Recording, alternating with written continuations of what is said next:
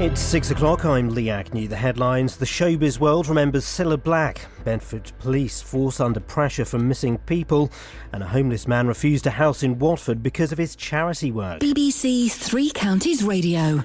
The world of entertainment has been paying tribute to Cilla Black, who's died at the age of 72. Cilla, who lived in Buckinghamshire, began her career in 1963 when she was spotted by the Beatles and went on to enjoy more than 50 years in show business. Sir Bruce Forsyth knew her since her first hit record. So many people are going to be so upset. She has such a following. Everybody loved her with all the shows she did. She had that, as we say, what people always said about me, that common touch, they call it a common touch, when you get to everybody with your career and with all the things that you've done. Bedfordshire Police says that tracking down missing people is becoming a strain on their time and resources. It follows comments by the Chief Constable of Greater Manchester Police, who says it's become an unsustainable burden. Ollie Bayliss reports. On average, 7 people a day are reported missing in Bedfordshire. Police and Crime Commissioner Ollie Martins has said that he would like to explore the possibility of getting other agencies involved in helping finding missing people. He says he would explore the option of partnering up with the fire brigade or social workers to see if they could take some strain away from the police. A lorry driver from Hemel Hempstead has quit his job due to the stress caused by Operation Stack. Jim Barker has been driving for 13 years but says the situation was causing him a nervous breakdown. The reason for me quitting is just that I just couldn't take it anymore. The stress was just too much for me to bear. Not knowing when I was going to get home, not knowing who's going to be trying to jump on your vehicle, not some people banging on the windows, pushing the mirrors in, climbing on the roof of the truck. Generally intimidation. I just thought it's not worth it anymore. A homeless man from Watford has been told he's not a priority for housing as he does charity fundraising work. Steve McMahon was forced to give up work with a spinal injury and has had nowhere to live since his landlord decided to sell up. Tony Fisher has more. In an independent review of his situation, Mr McMahon was told that because he's able to undertake fundraising work, he's not in priority need. This has angered members of the charities he helps, as they submitted evidence of his work to further his cause of getting rehoused. Watford Borough Council says it's now agreed to withdraw the independent review, so Mr McMahon can make further representations. In sport, Arsenal beat Chelsea to win the Community Shield at Wembley. Alex Oxlade-Chamberlain scored the only goal of the match for the Gunners. And the weather for Beds, Herts and Bucks will be sunny at first, but turning cloudy with a chance of light rain. Top temperatures around 24 degrees Celsius, that's 75 degrees Fahrenheit. You can get the latest news and sport online at bbc.co.uk/Three Counties.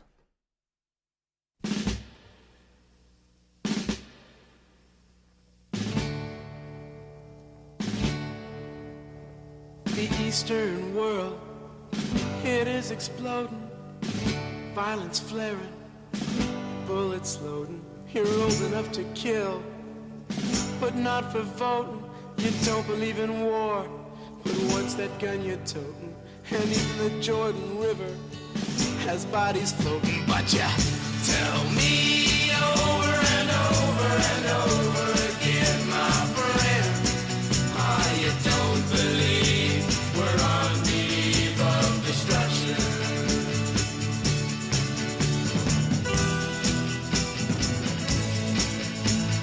Don't you understand what I'm trying to say? And can't you feel the fears that I'm feeling today? If the button is pushed, there's no running away. There'll be no one to save with the world in a gray. Take a look around you, boy. It's bound to scare you, boy. And you tell me over and over and over again, my friend, how you don't believe we're on the eve of destruction.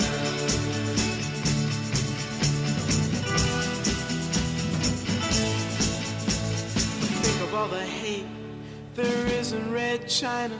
Then take a look around to Selma, Alabama. You may leave here for 4 days in space, but when you return, it's the same old place.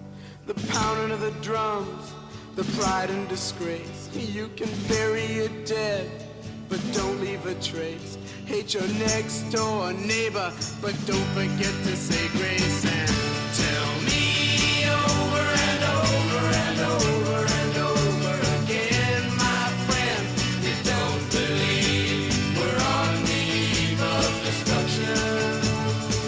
Oh no, no, you don't believe we're on the eve of destruction.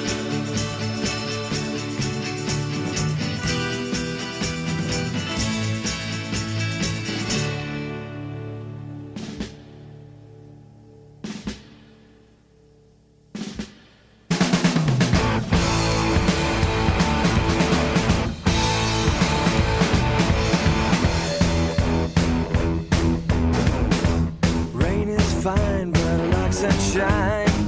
Good morning, Grace. I shake my head, I'm on my way. The roaring pain just blows away.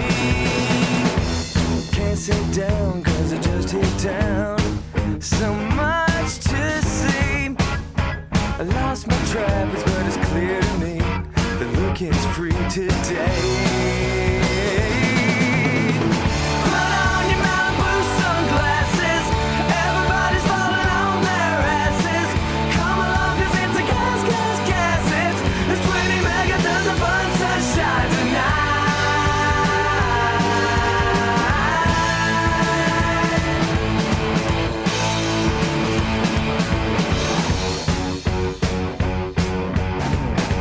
Train my brain and I'm halfway sane. No boring games. Spare me $1 million for the price of fame. The roaring pain will blow away. Come on, let's make it last forever. Come down and never mind the weather. We got the wine and we will buzz so fine tonight.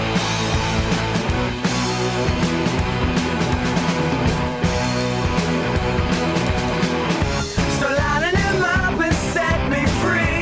Sparkling effervescently. Repetition is the key.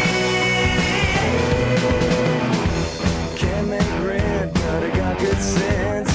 They won't get me. Paid the line with good intent. Strong cement, now future tense. Put on your Malibu sunglasses. Everybody's falling on their asses. Come along, 'cause it's a gas.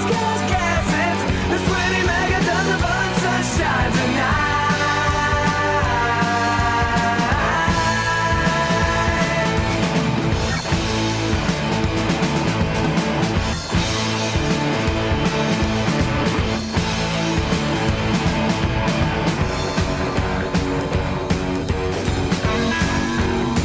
Okay.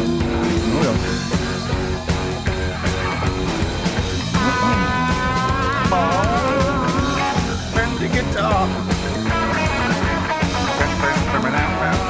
Okay, here we go.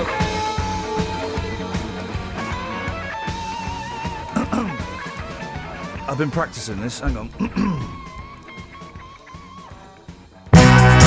Keep dreaming about darling, ooh, my darling, you're so fine. Oh, yeah. Don't know if words can say. Are you doing the whole song? But darling, I'll find a way to let you know what you meant to me. Singing the whole Guess song. it was meant to be. I'll hold you in my heart as life's most precious part. Whoa, darling, I dream about you often, my pretty girl, yeah. I love the way you soften my life with your Stop love, looking your in my eyes while precious I'm love. doing Oh, ooh. I was living like half a man. Okay, that's still on. Then I couldn't love, but now I can. You pick me up when I'm feeling sad, more so than I ever had. Gonna love you every single night. Yes, I will, 'cause I think you're too doggone out of sight. Oh, darling, This is on air, I dream about you often, my pretty girl, yeah. I love the way you soften my life with your love, your precious love. Show finished at 9. Every night, oh darling, keep dreaming about my darling every night. Oh, no, if words can say There's yes, more. I can. Good. But darling, I love you every single day. Oh, darling, I dream about you often, my pretty girl, yeah. I love the way you soften my life with your love, your precious love. Look at me. Oh, ooh. Oh, fade. I've never been so happy for the fade. Every night. The a cappella ending. Oh. Oh. Oh. No, there's another one there. Yep. You've not even started the show yet. I No. mean, incredible. Well, that was uncomfortable. Imagine the listener. Imagine being the Beach Boy though and having to sing that every night to people they don't know. I was singing it to you, and you are my darling. Apostrophe. There's no G there. No, we're crazy. Okay, we're in. Across beds, hearts and bucks. This is BBC Three Counties Radio. Don't do it again. It's hard. Hang on, I missed it again. It's automatic when I talk with old friends. A conversation. I don't know what the tune is. Do I need to be in here for this? And the hair was soft and long, and the beach was the place to go. Yeah. I'm getting into suntan bodies, and there's plenty of those. A whole album of those. Oh, great. I look forward to them.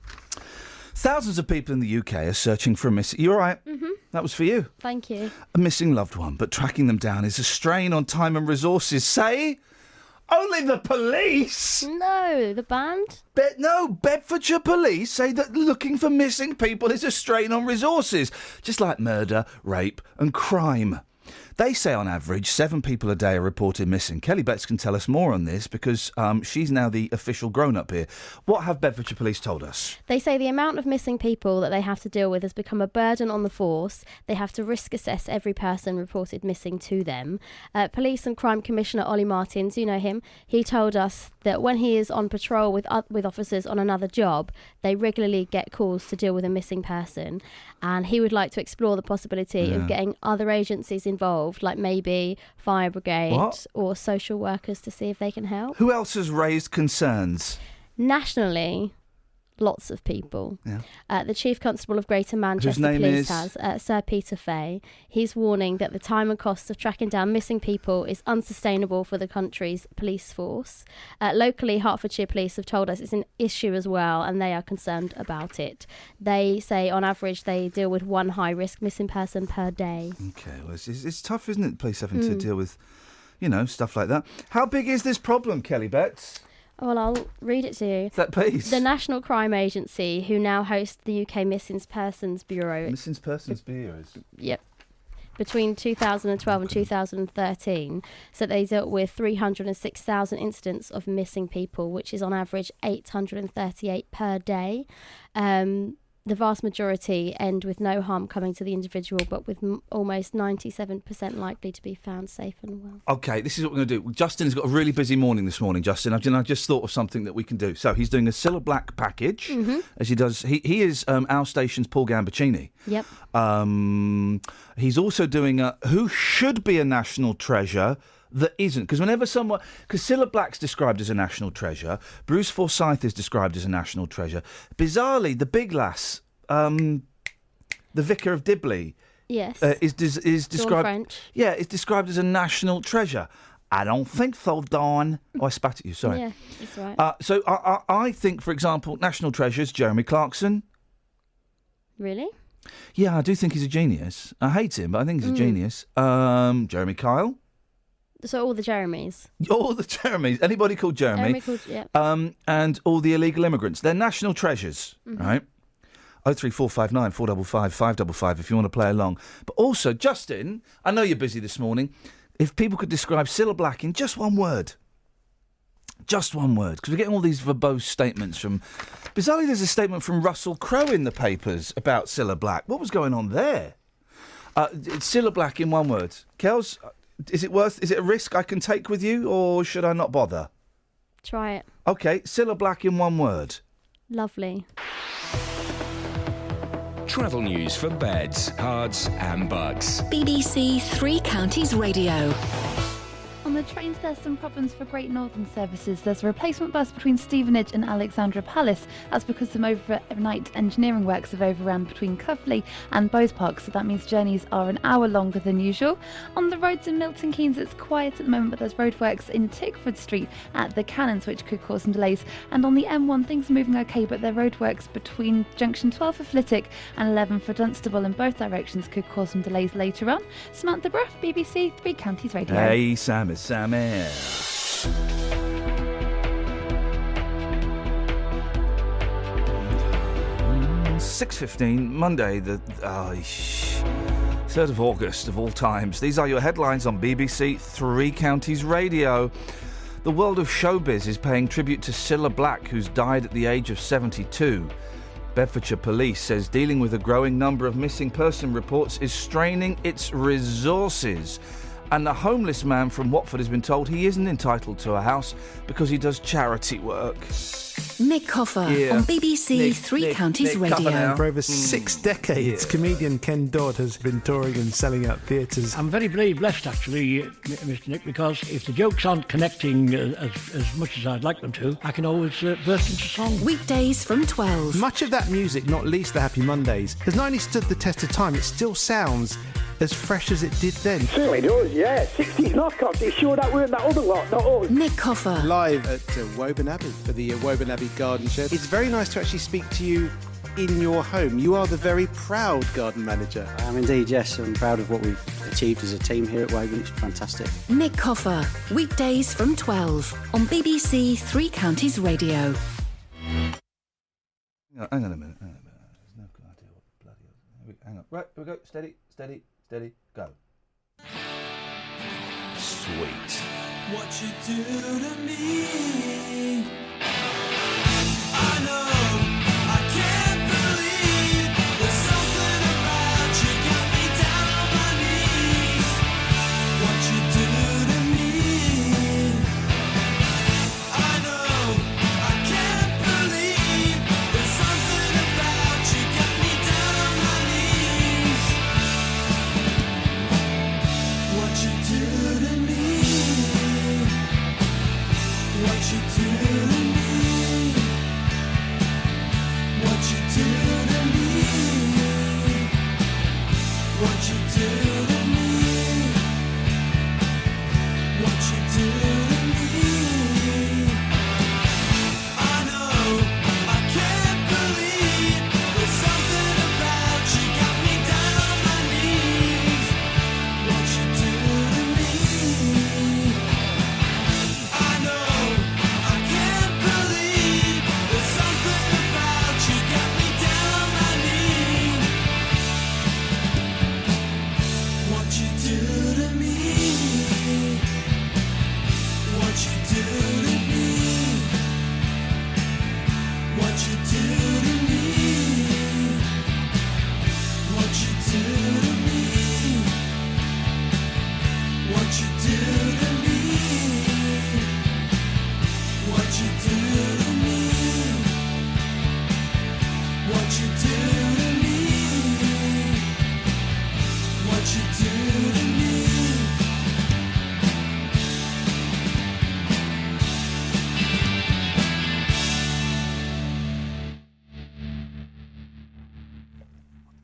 Oh, 03459 455 555 is the telephone number. If you want to give us a call, you're more than welcome to. Now, oh yeah, we're looking for Cilla Black in one word, and who should be a national treasure, who isn't. So far, we've got all of the Jeremys, Kyle, Clarkson et al., illegal immigrants. Who do you think should be a national treasure?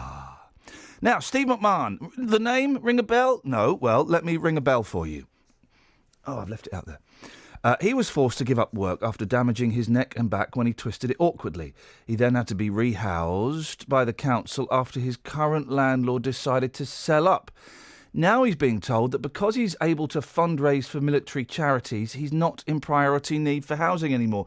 Dealey's got more on this. Dealey? Morning, boss. What's going on? Yeah, Watford Borough Council, they do not consider Steve McMahon and his dog Lionel a rehoming priority because of his occasional charity work. Yep, you're hearing that right.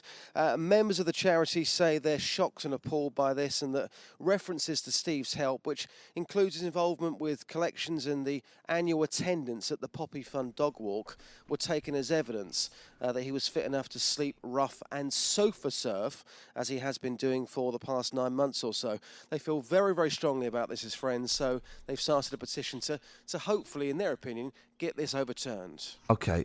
Hang on, who wrote this? What exactly does it... This is an awkwardly worded question. What exactly does it say in the independent assessment of his housing needs? Well, it's very badly worded, that's the first thing, but this is what the reviews manager hired by Watford Borough Council says. There are pictures of you walking your dog at the annual Poppy Appeal sponsored dog walk in November 2014. You were also able to do charity work by fundraising for local military charity collections, and you were also able to help with the upkeep of Lee Farm and Garston Parks during your dog walks by clearing rubbish and also dog mess left by others. You also help other people to train their dogs. The evidence in front of me does not suggest that you will suffer significant more harm as a result of being homeless in comparison to an ordinary person being made homeless. That's what the review says. OK, and Steve has got a lot of support, has he? Absolutely, of course he does, yes. And that, in a sense, is part of the problem. His friend Martin Harrison says that Steve helps out with fundraising for Help for Heroes, also the Royal Marines Charitable Trust, and for the Royal British Legion. Martin says that the council seem to be saying, because he has friends, well, they can look after him. But in a letter to the council, Martin says that Steve's level of depression about his continuing homelessness and his struggle with his use of strong pain relief is notable to all those who know him. And what does the council say? Well, Watford Borough Council's head of housing, Perry Singh, said that, sadly, like much of the UK, Watford is facing an acute housing shortage. Heard that a few times. We currently have 1,937 applicants waiting for a one-bedroom property.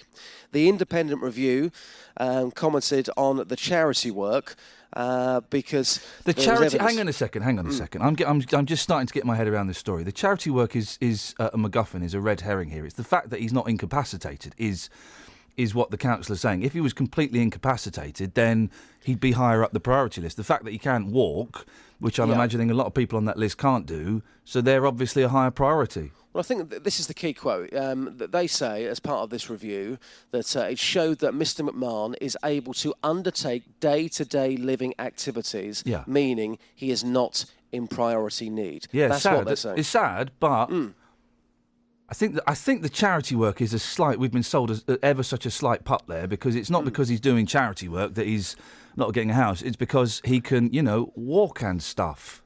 Well, there's that, but also his friends, of course, would say that, well, because he knows a lot of people, he could potentially go and live with them. So it's kind of it's a cloudy issue, but obviously that's what the council are saying. His friends are very angry about it. He's angry about it himself. Yeah, I would imagine the 1,936 other people on the housing list are equally angry. Very true. We're going to speak to him later on.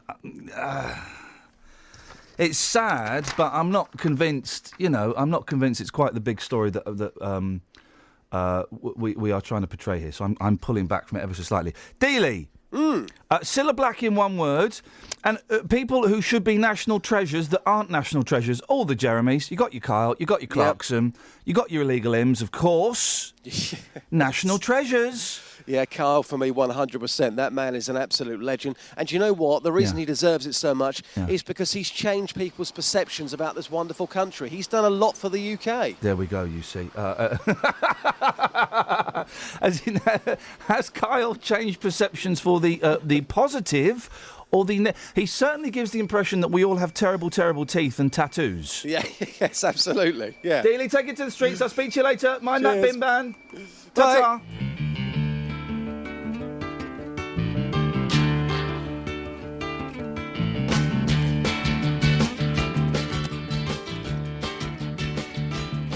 With his fool's gold stacked up all around him, from a killing in the market on the war. The children left King Midas there as they found him in his counting house where nothing counts but more.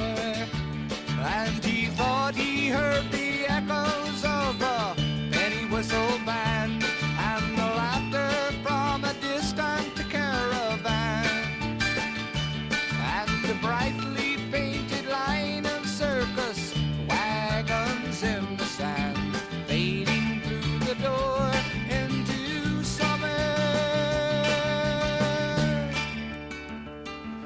With his travel logs of maybe next year places, as a trade-in for a name upon the door,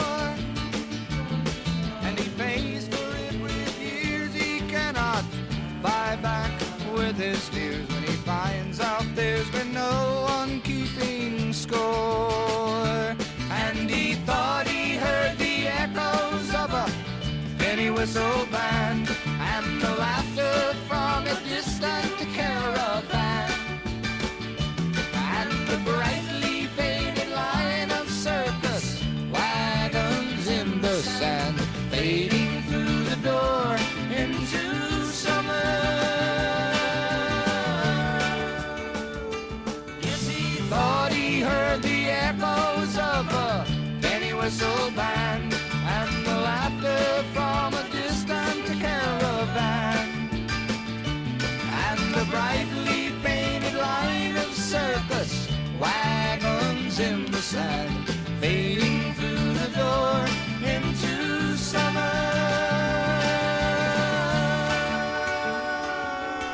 Coming to you in a second, David. Please, just wait for the coda.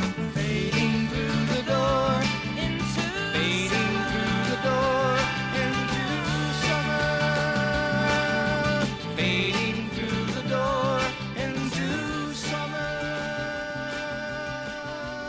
Yes, David. Yeah. Oh, he's gone. David's gone. Where did he go? Where did David go? I prefaced his phone call with "Please wait for the coda." The coda came and went. Go away. And then David. I don't know. Did David bottle it? Did David vanish? We may never know. I just pray to God that David is alive, and otherwise, that's very sad news for David's family. Sad news for all of us, to be honest. If we've lost another listener, that takes us down to 3. 03459 455 555 is the telephone number. Please don't speak in my ear. News for beds, cards and bugs. BBC Three Counties Radio.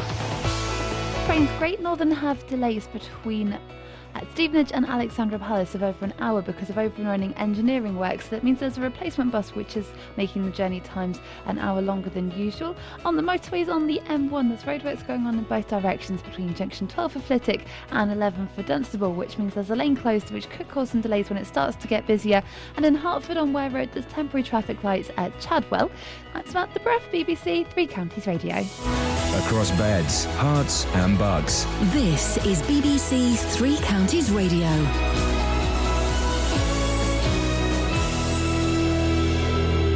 It's 6:30. I'm Lee Agnew. The headlines. The world of entertainment has been paying tribute to Cilla Black, who's died at the age of 72. Cilla, who lived in Buckinghamshire, began her career in 1963 when she was spotted by the Beatles. She went on to enjoy more than 50 years in show business. Bedfordshire Police says that tracking down missing people is becoming a strain on their time and resources. It follows comments by the Chief Constable of Greater Manchester Police, who says it's become an unsustainable burden. And a homeless man from in Watford says he's not a priority for housing as he does charity fundraising work. Steve McMahon, who was forced to give up work with a spinal injury, has had nowhere to live since his landlord decided to sell up. The weather will be sunny at first but turning cloudy with the chance of light rain. Top temperatures around 24 degrees Celsius, that's 75 degrees Fahrenheit. Three Counties Sports. BBC Three Counties Radio. Arsenal beat Chelsea 1-0 to win the Community Shield at Wembley. Left foot, wow! Brilliant goal to put Arsenal in front, and they lead at Wembley. And it's a really, really impressive strike by Alex Oxlade-Chamberlain. It was a first win for Arsene Wenger's side over Jose Mourinho's Chelsea, but Wenger says that isn't what matters. I said we lost last year 2-0 at Chelsea, played 0-0 at home. Today we beat them 1-0, so it's always very tight games. But psychologically, maybe it was an important hurdle for the team to get out of the way. For me, no, because it's Arsenal against Chelsea. It's not the two managers. You want me to play 1 against 1 on the pitch, why not? But I'm ready to do that. But it's two teams who play against each other. The Milton Keynes Dons complete their pre-season fixtures this evening as they host a Chelsea 11 at Stadium MK. A Luton 11 travel to Barton Rovers in the Beds Premier Cup. Meanwhile, the Hatters confirmed the signing over the weekend of 31-year-old striker Craig McHale-Smith. James Guy broke the British record and won silver in the 400 metres freestyle at the World Aquatic Championships in Russia. He was beaten by defending champion Sun Yang of China, who was banned for 3 months last year after failing a doping test. But Guy says he's not worrying about that now. He's a controversial athlete, but that isn't my opinion, so I mean, I'm going to do what I'm supposed to do in the race, and that's what he does. So, I mean, he's the best in the world at the moment, so all eyes are towards him and the Olympics next year, so hopefully, fingers crossed, and we'll give him a good race. And finally, at the same championships, Tom Daley got a bronze medal in the men's 10-metre platform. BBC Three Counties News and Sport, more at 7 o'clock. This is Iain Lee on BBC Three Counties Radio. Oh, it turns out you didn't die, David. We just lost the line. Morning, David. Hi there, how are you? I'm great, thank you, David. How are you? Not too bad. Not too bad. Yeah. You sound a little bit bad. Yeah, well, I've reached that age, haven't I? I don't know if I've got another 2 years or another 20. How old? Tell me how old you are, and I'll tell you how many you got. I'm 65. Got 3. Nah, 2, mate. If not 18 months. What's going on with you? Are you ill, or are you just miserable? I just realised the reality. What happens when you die, mate? Are you dead now? Because there's like a weird heavenly echo on your voice. Yeah, it could be. Could be dead. Who cares? Who cares? Yeah, hey, do you know what happens when you die? In 2 weeks, you're nothing more than a puff of smoke and a handful of ash. That's reality. That is real. You're important. No, you're important if you're someone like Cilla Black. When you've got a statue or a painting or a book about you, and she is, in one word, irreplaceable. Yeah? Who do you think's going to replace her? She's irreplaceable. Mm. That is it. Do you think Sheridan Smith could replace her? She's doing a nice little copy, but she'll never be her. No. So if Cilla's so irreplaceable, then who do you think could replace her? Jeremy Clarkson.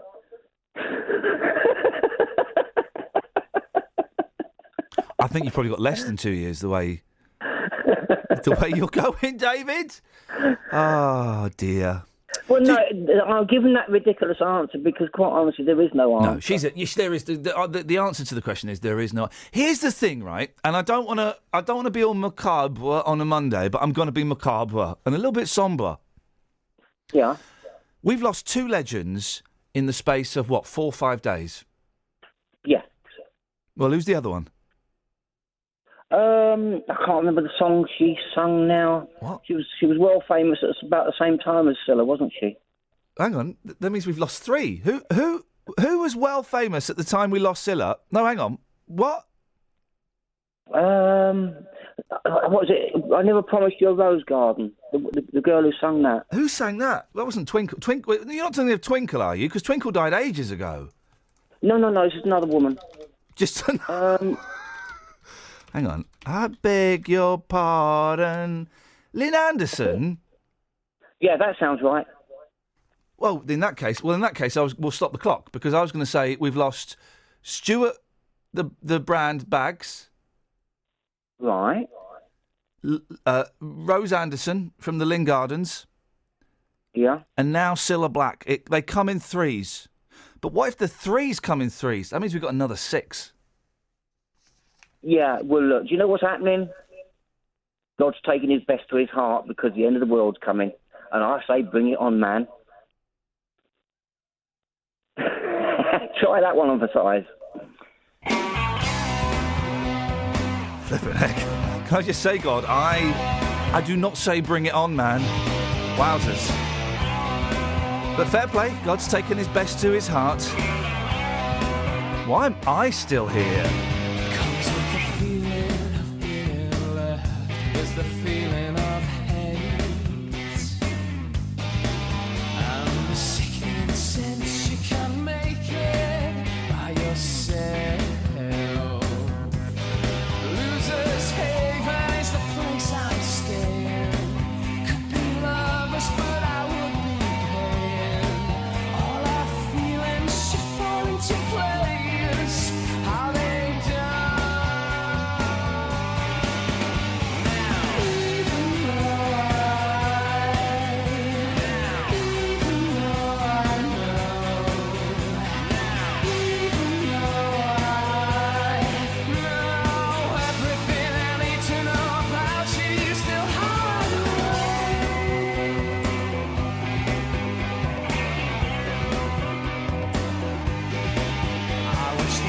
as they're flying away, and you do too. I watch you searching for care for yourself. Minds are cruel. Losers heaven will be coming up soon. Turns its ugly head and looks at you. There's some things that you'll just have to see. Follow me.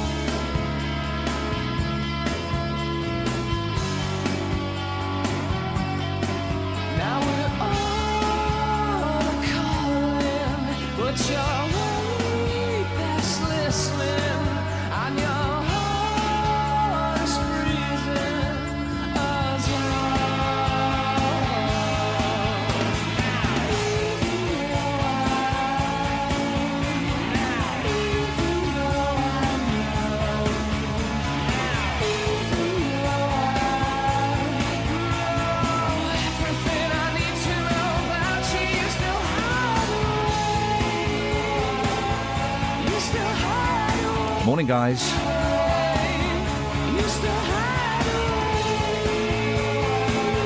Morning, gays.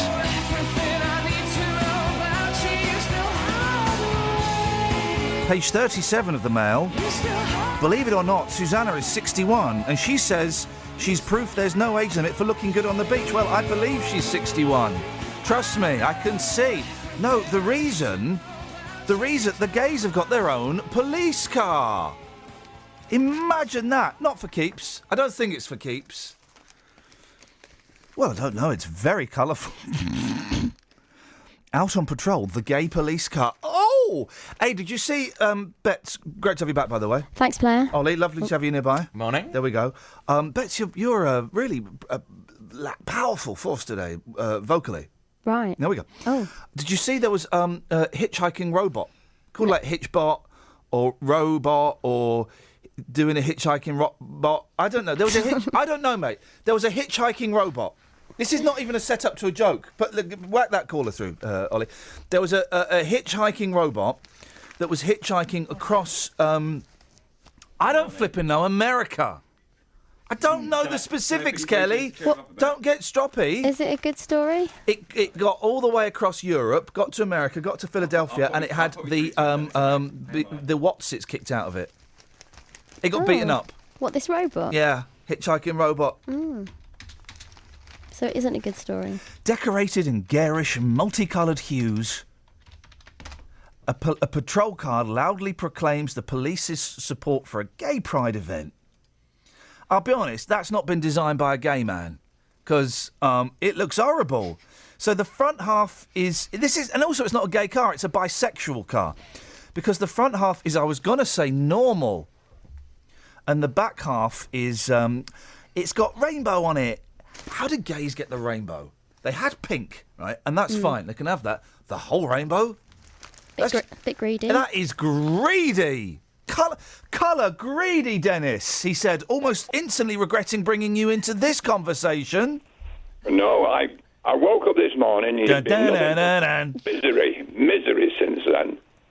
I might as well stop in bed for the rest of the day. They make me feel ill. What's your beef, Dennis? You're all miserable this morning. I'm talking about a gay police car. How is that miserable? That's celebratory. Yeah, that was... since I woke up, that's started. But you're all on it, honestly. What are you Cheer up, for God's sake. Well, hang on a minute. You're being more miserable than we've been. I know you make me like that. No, I don't make you like that, Dennis. Yes, you do. Do you want me to rub you up the wrong way? No, it's just that I woke up. Dun. And you started being miserable. When have I been miserable? It's a lovely day. Go out and enjoy it while you can. You never know, it might be your last. It might be your last day. So is that go a out threat? and enjoy. Are you threatening me? Because I feel threatened, so that makes it a threat, whether the threat was intended or unintended. No, it's just good advice. Enjoy every day. Well, thanks for calling, Dennis. Get up and kick the bucket. If it doesn't hurt, you're dead. Hello, Three Counties. Hello, is Kelly there, please? Oh, Hi, you're on the Andy. phone to someone. Sorry, I thought you were talking to me. What is going on with people today? There's a weird vibe in the air. We've lost the Princess of Hearts. Sussex police spent almost £230 giving the crime-fighting vehicle and a motorbike, so not that much money, a lurid makeover for the event in Brighton at the weekend. Plastered with stars and a rainbow, symbol of the gay pride movement. They've not got stars as well, have they?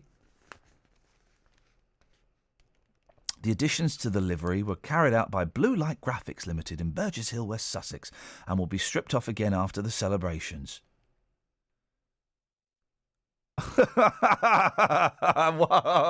What has this got to do with anything? Before the two-day event, attended by about 160,000 people, the force excitedly announced, "We're all ready for the 25th Brighton Pride celebrations. Give us a wave. You'll be able to have your photo taken with our motorbike and pick up various goodies and advice." What on earth does that mean? Ah, dearie me. 03459 455 555 is the telephone number if you want to give us a call. The song I was going to play there won't let me play. Hang on a minute. I've got to enter a password to play this song. I wonder if it'll. Let's see. 69. No, it won't let me play that song. Isn't that funny? Isn't that funny? Well, we'll come up with another song a little bit later on. 03459 455 555 is the telephone number if you want to give us a call. There's not a lot in the papers today. It's kind of a really miserable paper vibe today. There's not a lot happening. The best story in the Mail is about some bloke who looks like the fella from EastEnders. You know the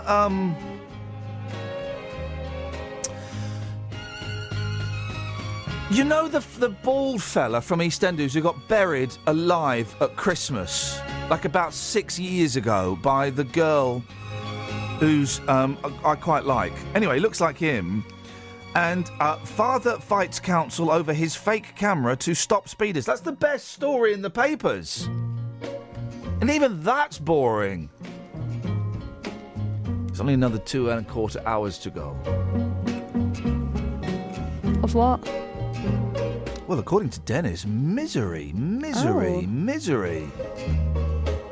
Good film, though. Well, it is a good film. It's a bit overrated. It's a little bit. The bit where she hobbles him is good. Do you know that bit? She hobbles him? The bit where she hobbles him, yeah. What do you mean? Well, hang on.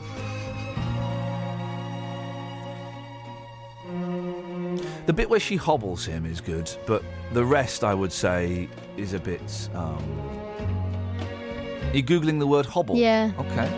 Yeah, that is bit. Yeah. That is bit. That is bit. That is whiz bit. I mean... It's Monday, guys. Come on, give us a break. Hey, we're the Monkeys. Even this song is making me feel sad. Oh, I'm sorry. You wanted to say something? People say we monkey around. Oh, yeah. Look We're at my eyes and do too it. busy singing. Yeah, oh, yeah. To something. Even my 3-year-old knows the words. Fair play. I make him listen to it all the flipping time. Travel news for beds, cards and bugs. BBC Three Counties Radio. The M1 is starting to get busy southbound from junction 10 for Luton Airport to 9 for Redbourne. And it's also slow on the M25 anti-clockwise from junction 21 for the M1 to 19 for Watford. And in Bricketwood, the M25 junction 21A roundabout is busy. On the trains, the Great Northern services between Stevenage and Alexandra Palace are affected by overrunning engineering works between Cuffley and Bowes Park, so they're running with 20-minute delays. And the 7 o'clock train from Stevenage to Moorgate has been cancelled. Samantha Bruff, BBC Three Counties Radio.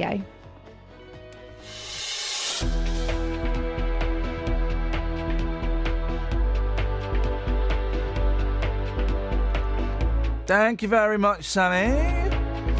Where are we now? It's 6:46. Oh my goodness gracious me. It is Monday, the 3rd of August. I'm Iain Lee. These are your headlines on BBC Three Counties Radio. The world of showbiz is paying tribute to Cilla Black, who's died at the age of 72. Bedfordshire Police says dealing with a growing number of missing person reports is straining its resources. And a homeless man from Watford has been told he isn't entitled to a house because he does charity work. No. Let's get the weather. Here's Elizabeth. Beds, hearts and bucks weather. BBC Three Counties Radio. Hello, a very good morning to you. Today is going to be another very warm day. It's a very mild start to the day. We do have an area of cloud that's going to be creeping in from the west. So the further west you are, the sooner you're going to see the cloud, basically. But it's a lovely sunrise, and the sunshine will always be best through the morning. Plenty of that lasting on into the afternoon too for eastern areas of Hertfordshire, with that cloud gradually working its way in. But still some sunny spells as we head towards the end of the day. Staying mostly dry. What we might just see is perhaps a few spots of rain just towards western areas of Buckinghamshire, most likely there, but that's all it's going to be. Most places are going to stay dry, and it's still going to be feeling very warm as well. Of course, we'll see the highest temperatures the further east you are. Here we'll be up into the mid-20s, I think, in Celsius. A little bit further west, sort of low 20s probably, but still really nice day, just clouding over. Overnight tonight we'll be into the cooler air, so it is going to feel a bit fresher. Lows of 13 or 14 degrees. We should stay dry, or mostly dry, a few spots of rain possible. And then tomorrow it's going to be a breezier day. It's also going to feel cooler. There will be some good spells of sunshine, and temperatures will generally tend to creep up as we head towards the end of the working week again. That's forecast, Iain. Every weekday morning. One partially closed and the others didn't operate at all. I have contacted other companies who do it professionally, and they said it should have been anchored down. The JVS Show. It was looked over by the garage and they told me do not move the vehicle anywhere. It's a complete death trap. The JVS Show fights for your rights and tackles your consumer problems. I'm getting nowhere. I've tried on numerous occasions to talk to the manager of this company. If you need our help, email jvsshow@bbc.co.uk. So they said, we're going to contact the customer, we're going to have a chat, and we're going to make a gesture to that customer. And we could do the same for you. Without your programme, I don't know what you'd do in the morning. The JVS Show, weekdays from 9 on BBC Three Counties Radio. Satellites gone up to the skies. Things like that drive me out of my mind. I watched it for a little while. I like to watch things on TV.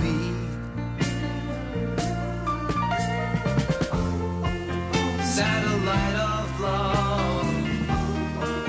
Satellite of love. Satellite of love. Satellite of. Satellite's gone way up to Mars. Soon it'll be filled with parking cars. I watched it for a little while. I love to watch things on TV.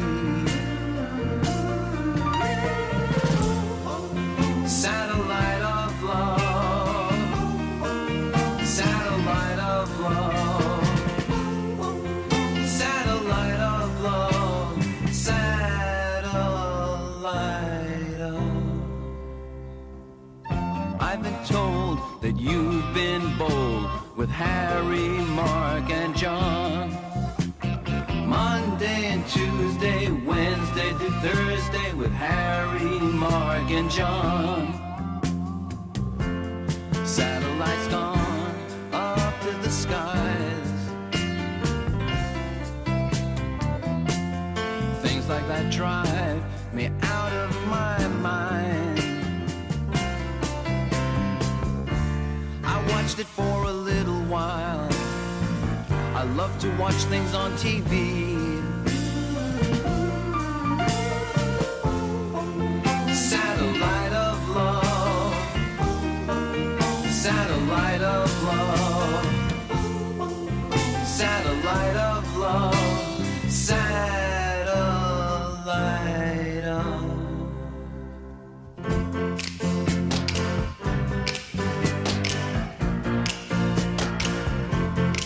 Satellite of love. Satellite of love. Satellite of love. Satellite of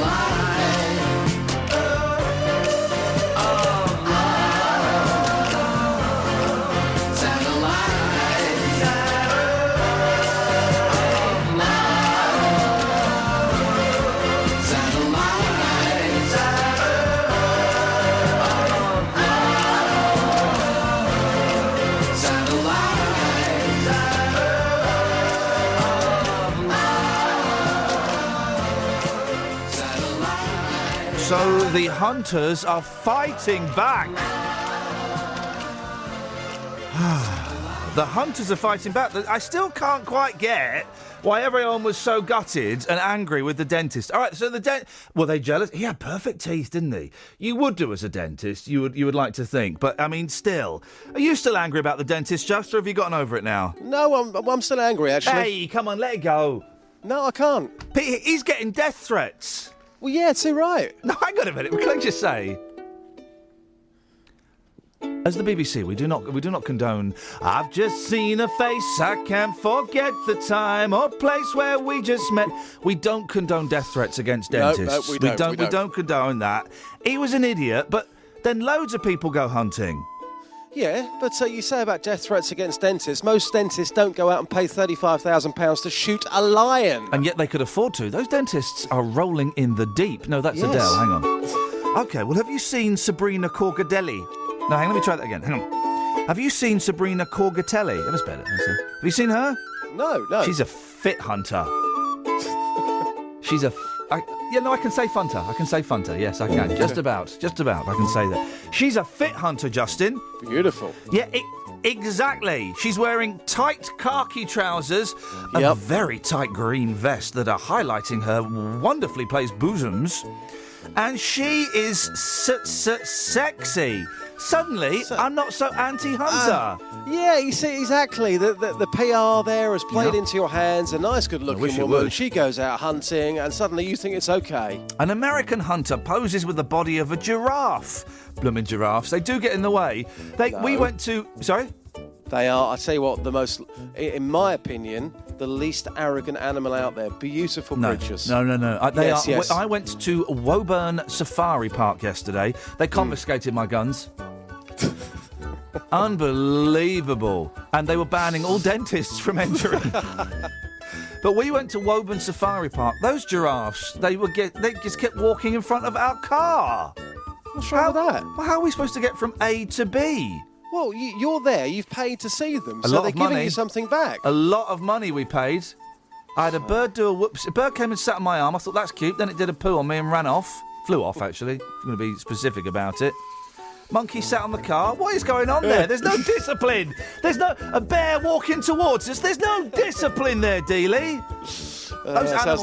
Those animals should all be tranquilised and put by the side of the road so we can see them but not be afeared of them. Wow.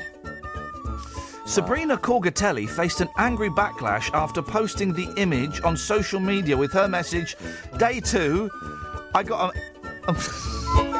I'm going to read it as written. Day 2, I got an amazing old giraffe. Such an amazing animal. I couldn't be any happier. He couldn't be any deader. My emotion after getting him was a feeling I will never forget. Disgusting. She was branded deranged and a disgrace to humanity. Yep. By idiots on Twitter. Well, I'm also saying that right now. Terrible. Absolutely terrible. But the defiant university accountant dismissed criticism and vowed to carry on killing wildlife and showing off her trophies. She even doctored a picture of Leonardo DiCaprio in The Great Gatsby with the words, "To all the haters, stay tuned. You're going to have so much more to be peed off about." Oh. Sick. No, it's not. Yes, it is. It's sick. She may be good looking, but it's sick. Hey, good looking, what you got cooking? Oh, giraffe. I mean, but it's not illegal, mate. And here's the thing, right? Here's the thing. Yeah. Okay. When was the last time, apart from the hunter and apart from this woman, when was the last time you talked about Zimbabwe? A very long time ago. Yeah. Because you know, like, there are kids starving over there, and you know that they live under a really almost fascist regime, and you know that there are land grabs going on there, and you go over there and you talk to a Zimbabwean about Cecil the Lion, they go, who? Cecil the Lion? What? Sorry, I've got to go. I've got to go and try and scavenge some food for my kids to eat. They don't care. Well, the last time, and it must have been about 6 months ago, we were out on the streets talking about something, and somehow we got a Zimbabwe perspective. Yeah. And it had to be edited down because we simply could not play that out on air. I think it was games that you played as children. Oh, yeah. And the Zimbabwe perspective, not very nice. Yeah, exactly. Now, listen, National Treasures, we've lost another one. I don't know, who is the person who awards National Treasure status on someone? Is it Giles Brandreth? He's due to get one soon. I want the alternative National Treasures. Who you got, Just? Yeah, I've been out on the streets this morning. Tough crowd on this one. Very tough crowd. Mate, I know. Yeah, I know, mate. There's no vibe this morning. Buzzkill. OK, so on the streets this morning, asking people about national treasures. A very weird one towards the end. Here's what happened. Madam, who's a national treasure as far as you're concerned? We've got Jeremy Kyle so far, Jeremy Clarkson, illegal immigrants. Who for you is a national treasure? Me. Can I ask why? I'm busy. Oh, great vibe. Who for you, my son, is a national treasure? Gotta be Jeremy Clarkson. Well, he's just good at his job. A lot of people hate him. What would you say to those people who say you are wrong? But by naming Jeremy Clarkson as a national treasure, you're wrong. What would you say to those people? Oh, I don't know. It just tells you as it is. Tells you what's black and white. There's nothing in between. Tony Adams. Tony Adams? That's it, yeah. The former Arsenal player? Yeah. National treasure? Yeah. Seriously? Uh-huh. See, my memories of Tony Adams when he used to play, we used to go Eeyore. Oh, I don't remember that. Thanks, boss. Thank you. Wow, tough vibe out there, Deals. Very tough vibe, but obviously in the next half an hour or so, we're going to bring that back up. We're going to be out there asking Scylla in one word. That's what we want. Thank you very much, sir. Travel news for beds, cards and bugs. BBC Three Counties Radio. The M1's looking slow southbound from junction 10 for Luton Airport to 9 for Redbourne. It's also busy on the M25 anti-clockwise between junction 17 for Maple Cross and 16 for the M40. And inbound green on the North Circular Road, it's slow between the Clock House Interchange and New Southgate. On the trains, Great Northern have 20-minute delays between Stevenage and Alexandra Palace. That's because of overnight overrunning engineering works between Cuffley and Bowes Park. And the 7:20 train from Hertford North to Moorgate has been delayed. Samantha Bruff, BBC Three Counties Radio. Thank you very much, Sammy. Scylla in one word, alternate national treasures and whatever else you fancy. Here's the news with Lee. Local and vocal across beds, hearts and bucks. This is BBC Three Counties Radio.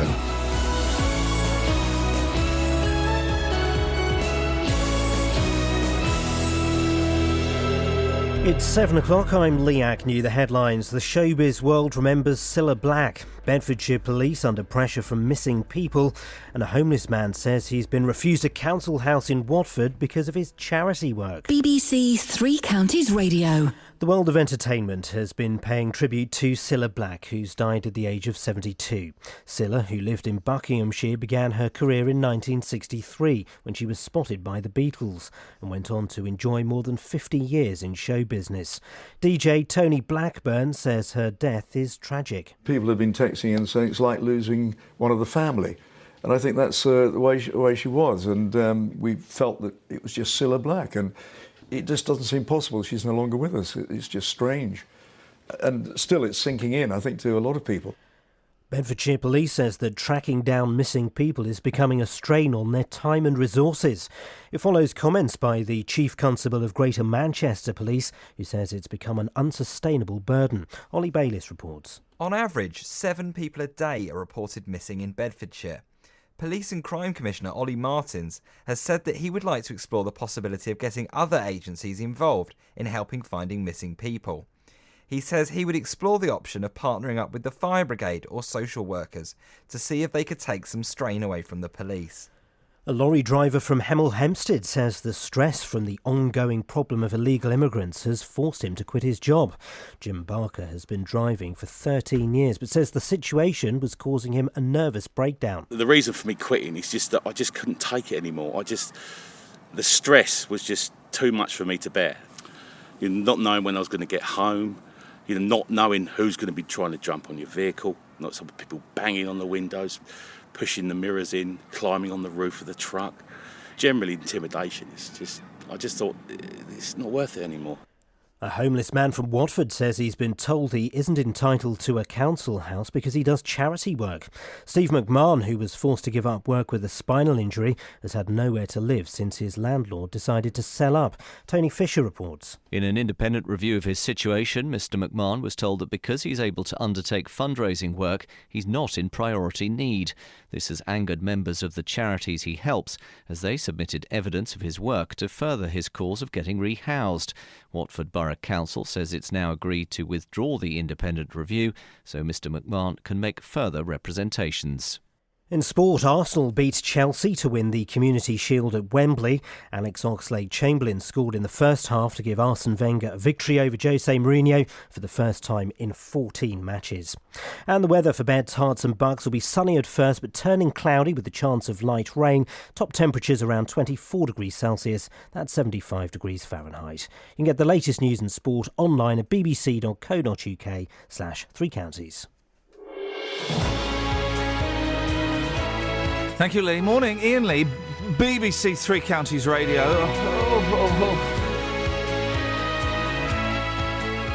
Kelly, am I right in thinking, by the way, great to have you back. Thanks, Blair. Am I right in thinking that the text machine is not working?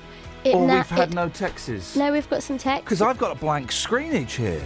Have you clicked refresh? I don't know. Is this on phone box you're looking at? Oh. Click X and reload. Oh, I'm not that bothered.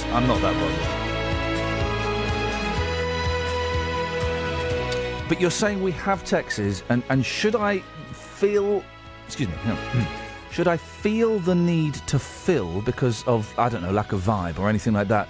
You've got them, and I can come to you, and you can do them. Yep. Beautiful. Across Okay, good to know. beds, hearts and bucks. This is BBC Three Counties Radio. Kelly, we got any texts? No. Oh, you bum. I know, I've got one. Okay. Well, I've got some. Okay, we've got one you can read. Yeah. I don't know who it's by, though, so thanks. Dave Luton, a national treasure. Where would we be without him? Hey, do you know what? That's not a bad idea, actually. That Dave Luton can totally be a national treasure. If only he were here to talk for himself. That would be awesome, wouldn't it? Oonga. There he is. Oh, dear, yes. A guzzler. Yes. Have I won? Yes, you have. You've won your place in the hearts of people of beds, cards and bugs. 03459 455 555 is the phone number if you want to give us a call. Not only was it stuttery, it was also very, very spittle-based. Thousands of people in the UK are searching for a missing loved one, but tracking them down is becoming a burden on Bedfordshire Police's time and resources. They say on average 7 people a day are reported missing. It follows comments by the Chief Constable of Greater Manchester Police, who says that spending police time on finding missing persons has become unsustainable. Nick Murphy is from the volunteer group Midshires Search and Rescue, which covers Beds, Herts and North Bucks, and he joins me now. Morning, Nick. Good morning. So tell me a bit more about what you do. Well, we respond to a call from the police when they have got a missing person they deem to be at high risk of coming to harm. So they will call us out to search usual rural areas which are difficult for the police to search. What is kind of your expertise? What is your background that gives you the advantage over searching these areas? Well, we are part of the Lowland Search and Rescue Group. We're very much like our sister organisation, Mountain Rescue. So we train 3 times a month to develop expertise, which we can then lend to the police. The police are saying that they shouldn't be dealing with searching for missing persons. What are your thoughts on that? Well, they are actually responsible. They've got a statutory duty to do that. But, of course, with stretched resources, it's sometimes difficult for them to turn out sufficient people quickly.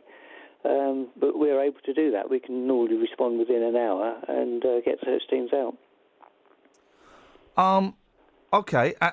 So the police pass on this stuff to you. What do you then go and do? Well, we work with what's called a police search advisor, and they will organise a search, and then we will identify through statistics the most probable area where the person will be, and then we'll dispatch search teams using various techniques to see if we can find them. There'll be a lot of people will be surprised that the police are saying they don't want to look for missing persons anymore, that it's a burden. It's kind of their job, isn't it? Well, it is their job, exactly, but the actual resource required is quite substantial. I mean, we're looking sometimes up to 100 people to conduct a search. So for the police to find 100 people at a drop of a hat is not that easy. And we also, in Beds, Herts and Bucks, it's difficult for us to field a team, so we bring people in for surrounding counties. Every county has a search team, so we bring them in from Cambridgeshire, Northamptonshire and so on. All right, Nick, listen, thank you very much. This is Iain Lee on BBC Three Counties Radio.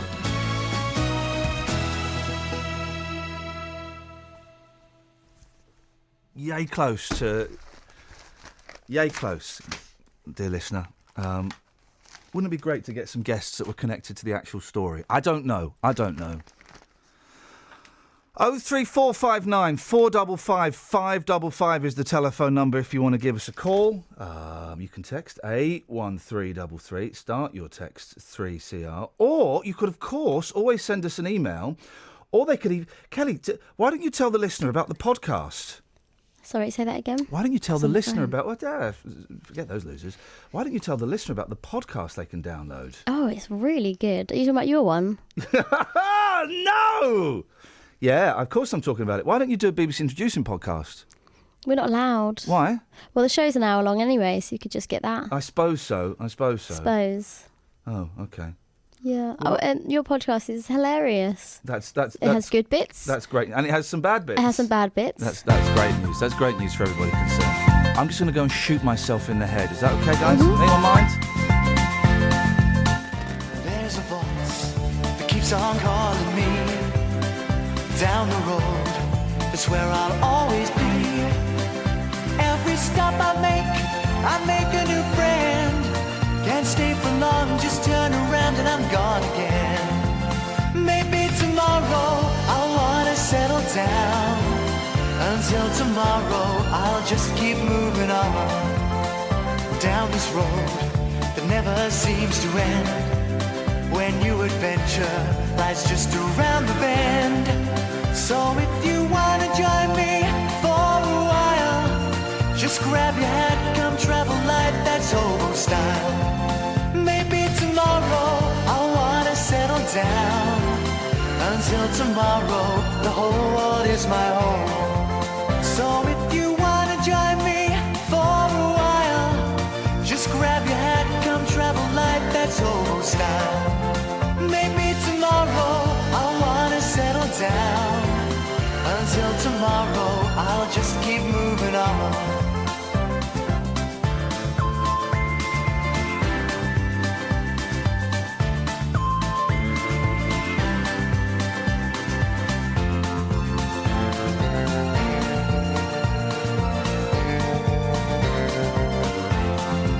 Maybe tomorrow I'll wanna settle down. Until tomorrow, I'll just keep moving on. There's a world that's waiting to unfold. A brand new tale no one has ever told. We've journeyed far, but you know it won't be long.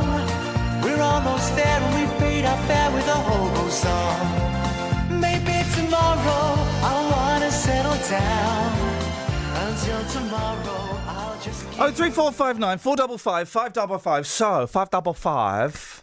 555. So, let's try and compile the list, shall we, Kelly Betts, of it's you and me sailing this ship today, you all right? Yeah, you up for okay, that? Right. yep. Of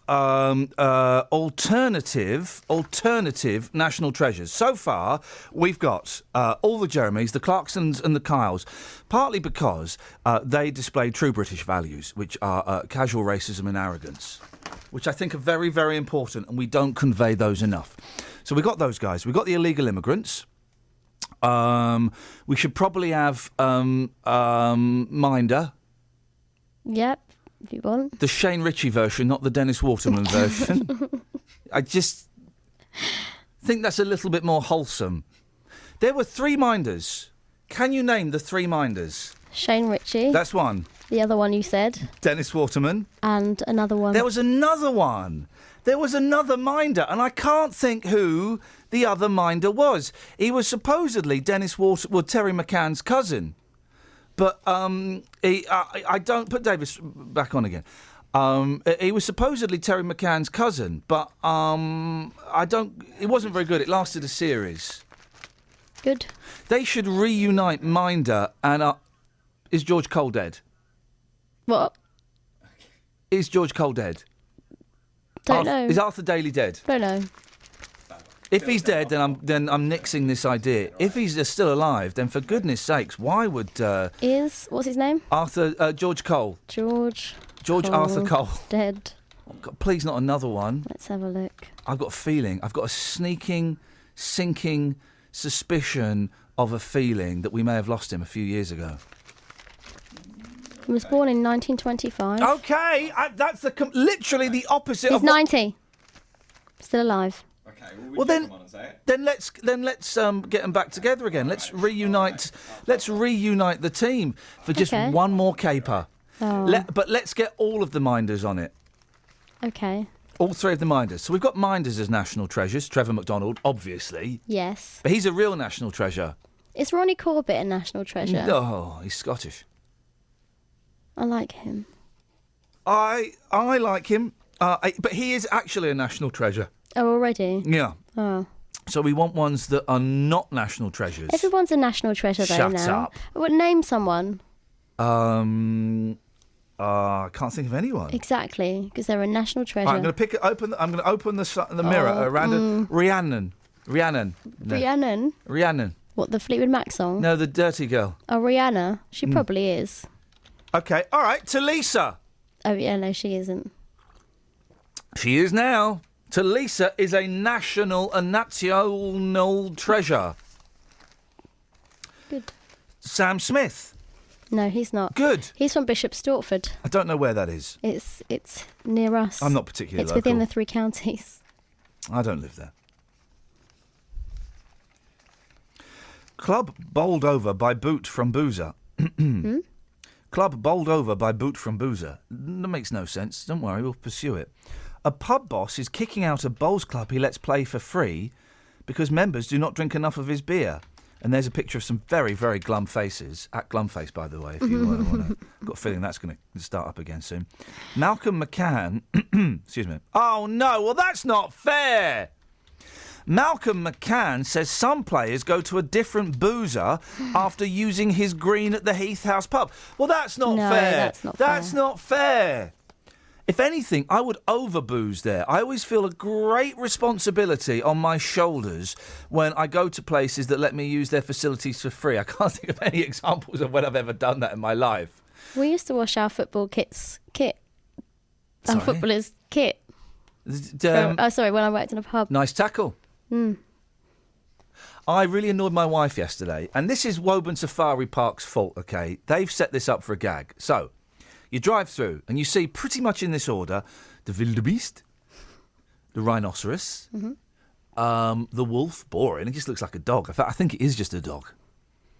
The bear, like the bear. The lion. The giraffe. The zebra, of my favourite of all animals, and I've said that there. I've owned that. Zebra's my favourite. Yeah. Weak ankles. The monkey, and then you know what the last animal is you see, and they do this as a joke. And you see, the ass, the ass. And so I was saying to my wife, "Hey, great ass! Look at that nice ass! What a sweet ass!" She was getting, and my boys were then going, "Hey, Daddy, nice ass!" And I'm going, yeah. And my wife was absolutely furious with me. And do you know what? There was nothing she could say because it was a really nice ass. Travel news for beds, cards and bugs. BBC 3 Counties Radio. It's busy on the M25 anti-clockwise now between junction 17 for Maple Cross and 16 for the M40, and it's also looking really slow anti-clockwise from junction 21 for the M1 towards junction 19 for Watford. Southbound on the M1 it's slow from junction 10 for Luton Airport to 9 for Redbourne, and on the trains Great Northern have delays between Stevenage and Alexandra Palace because overnight roadworks are overrun between Cuffley and Bowes Park, so it's taking 20 minutes longer than usual and they might be revised at short notice. And the 7:20 train from Hertford North to Moorgate has been delayed. So that's Samantha Bruff, BBC 3 Counties Radio. Sammy, thank you so much. Thank you. 7:17, eh? Oh, Monday the 3rd of August. I'm Iain Lee. These are your headlines on BBC 3 Counties Radio. Stars from across the showbiz world are paying tribute to Cilla Black, who's died at the age of 72. The showbiz sky is a little bit darker this morning.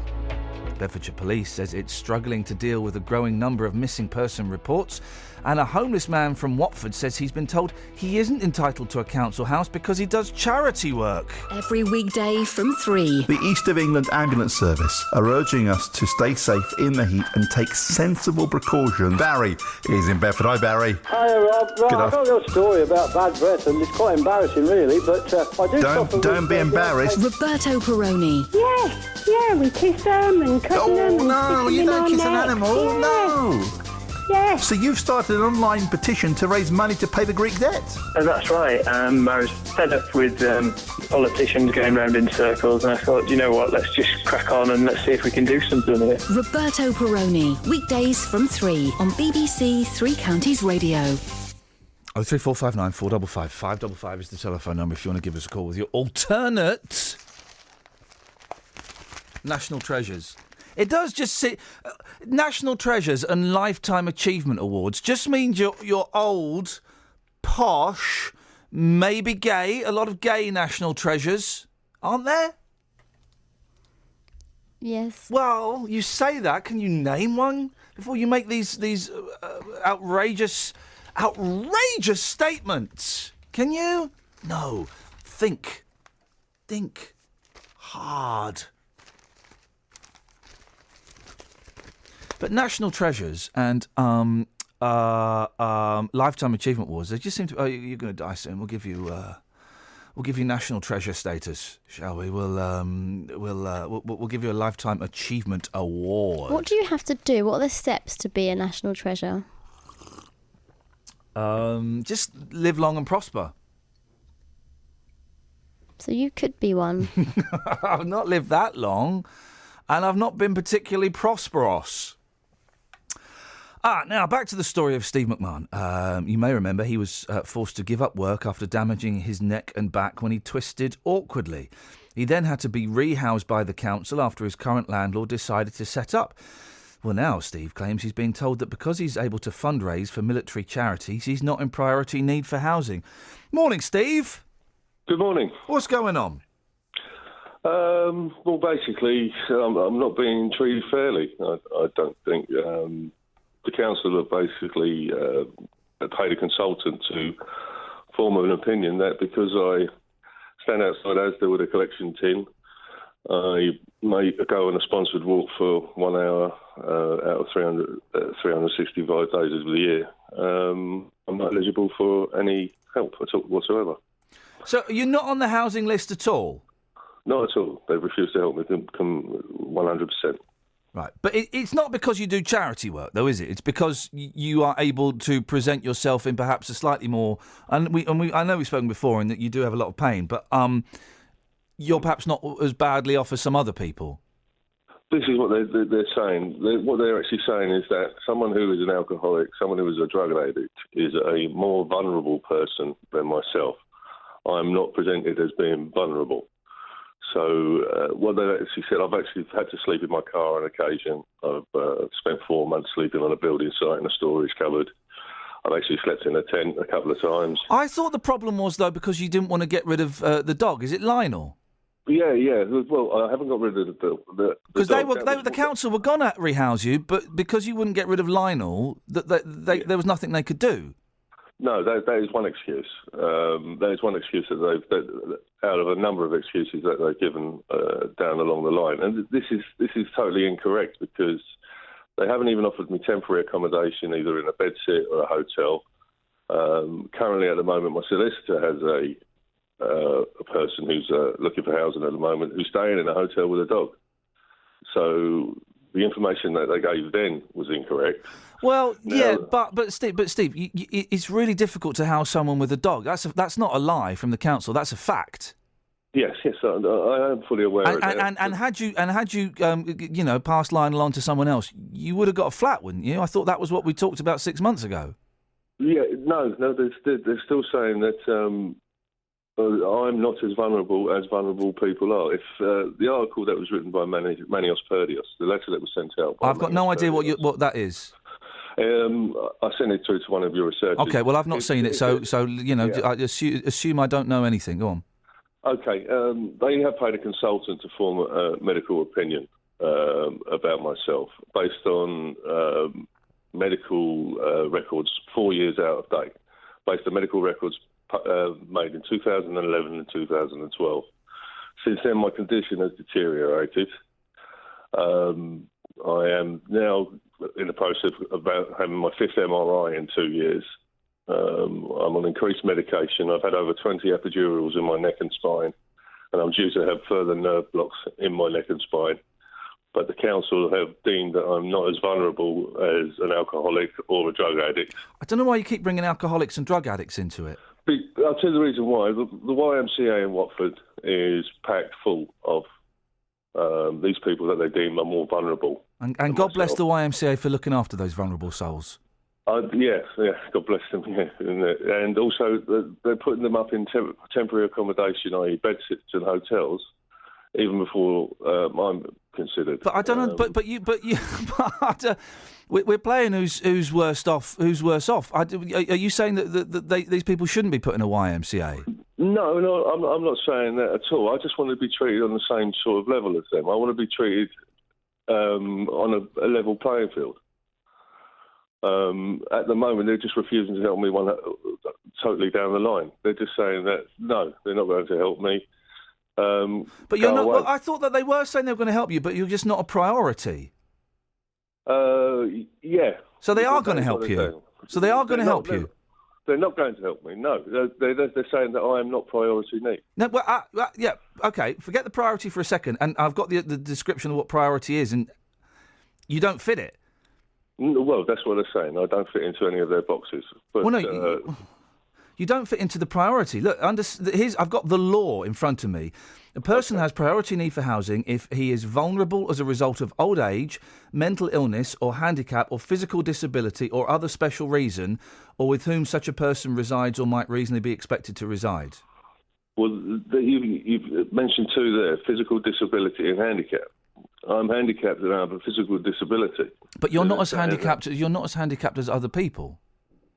Well, that is of their opinion. Well, no, that is fact because you can walk your dog, and I know that. I know that you know. I know we've discussed in your situation, but you can do things that other people can't do. Yeah, but I have to. I walk my dog as part of what the doctors actually say to me. And there are some people that can't walk a dog. They say that it's medical. My medical advice is to exercise. Yeah, but there are some people that can't walk a dog. Well, okay, yes, but there are things that they can do that I can't do. Well, all of this there's different levels of disability. Yeah, exactly, and there are a lot of people that are more disabled than you. I'm on 20 odd tablets a day, which mean that a lot of the time during the day I'm left sleepy, I'm left lethargic. I suffer mood swings, which is one of the side effects from happening with the amount of morphine and medication that I'm taking. But this isn't taken into consideration. They're saying that this is not something that makes me vulnerable, or that this is not something that makes me a priority need. Wouldn't all of this have been sorted 6 months ago if you'd have just let Lionel go and live with someone else? No, I don't think so. Well, they were going to offer you. They were going to offer you somewhere to live, weren't they? If you got rid of the dog. No, they weren't. No, they weren't. No, they weren't going to offer me anything at all. Because I completely misunderstood the story that we did 6 months ago. I thought that was the whole point of it. That was one of the issues. That was one of the major issues. But they were still not going to help me back then either. Part of the problem is that their hands are tied. Local government hands are tied by central government. Okay. Best analogy I can give you is that if you go into a shop and everything's £10 and they're given £5, they can't find places for people. And part of the problem is that all the housing officers now, they're not doing their jobs as housing officers. I sort of kind of upset them by saying to them that their actual job now description should be hotel booking clerk, because they're not actually looking for houses for people because their hands are tied. It's easier for them to book people into hotels and temporary accommodations. 2,500 people in Watford looking for accommodation, and all they're doing is booking them into hotels and beds. Well, because they haven't got the accommodation, have they? Yeah, but part of the reason is the central government are tying their hands. If they actually sat up and said to central government, look, we can't do our jobs properly. This is the argument I've had with them, is that surely they should kick up stink and say, I can't do my job. But it's easier for them to turn around and book people into hotels and book people into bedsits rather than, be seen to be going against the establishment. It's not it's not true, is it, though, that you've been refused housing because of your charity work? It is. If you read the article from... if you speak to your researchers, there's a letter that was sent through... Okay, but to your researchers. I've got the statement from the head of housing, Perry Singh, who says the independent... Steve's charity work is in no way being criticised. The independent review commented on the charity work because, along with a significant amount of other evidence, it showed that Mr. McMahon is able to undertake day-to-day living activities, meaning he's not in priority need. So they're not saying, oh, it's because you're doing stuff for a charity. They're saying it's one of many examples of you displaying the fact that you may have physical incapacities, but you are more physically able than a significant number of other people. Well, what they're saying, to quote them, what they actually said was, it clearly shows that you are not significantly more vulnerable than ordinarily vulnerable. Yeah, so it's not saying because you're doing charity work. So that's a little bit misleading, a little bit unfair on the council for you to say that.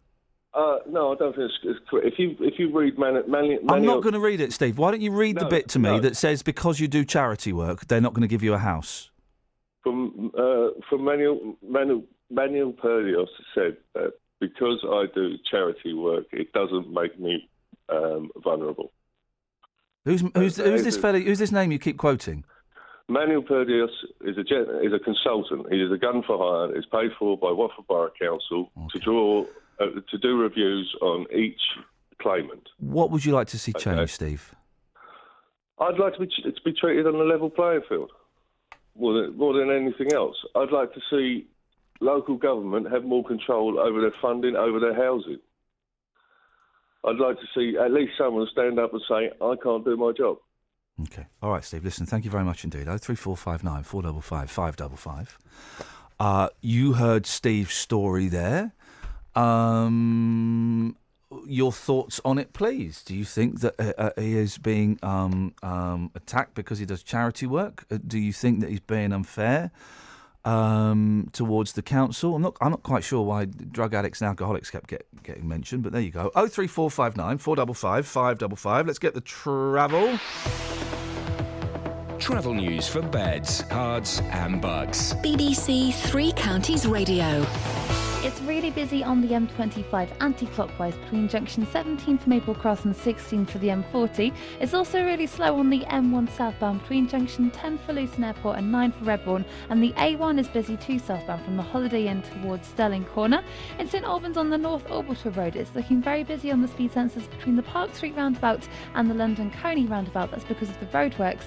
And on the trains, Great Northern have delays between Stevenage and Alexandra Palace because of overrunning engineering works between Cuffley and Bowes Park. That's taking 20 minutes longer than normal. Samantha Bruff, BBC Three Counties Radio. Across beds, hearts and bugs. This is BBC Three Counties Radio.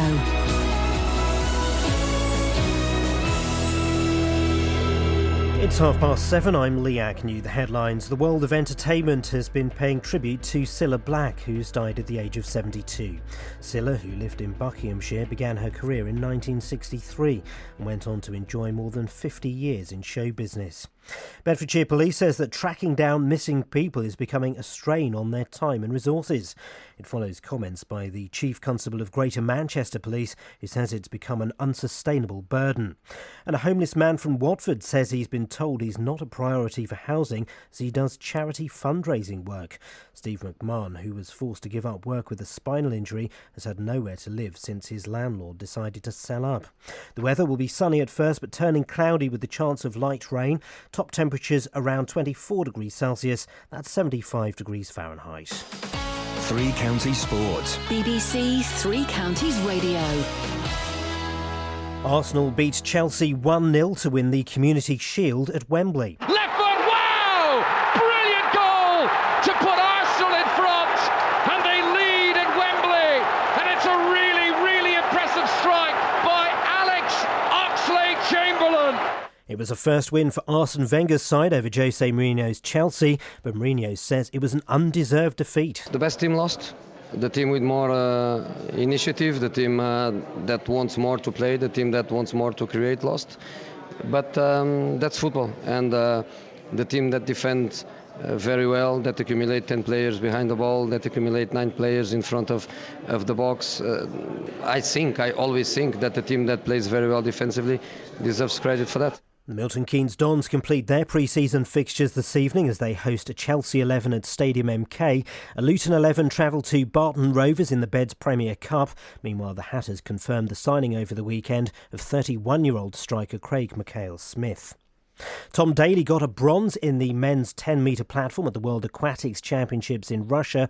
Daley was 9th after the second of 6 rounds, but says there's always an opportunity to recover from a poor start. I knew I was down in 9th place, but I know that with diving you can change the leaderboard within like a blink of an eye, because with the degree of difficulty that I've got, someone does a dive and gets 8s and thinks, oh yeah, that's pretty good, that'll get them like say 85 points, whereas if I go and do one for 9.5, it'll give you 100 points. So it kind of, you know that you can catch up pretty quickly, but you have to do it pretty well.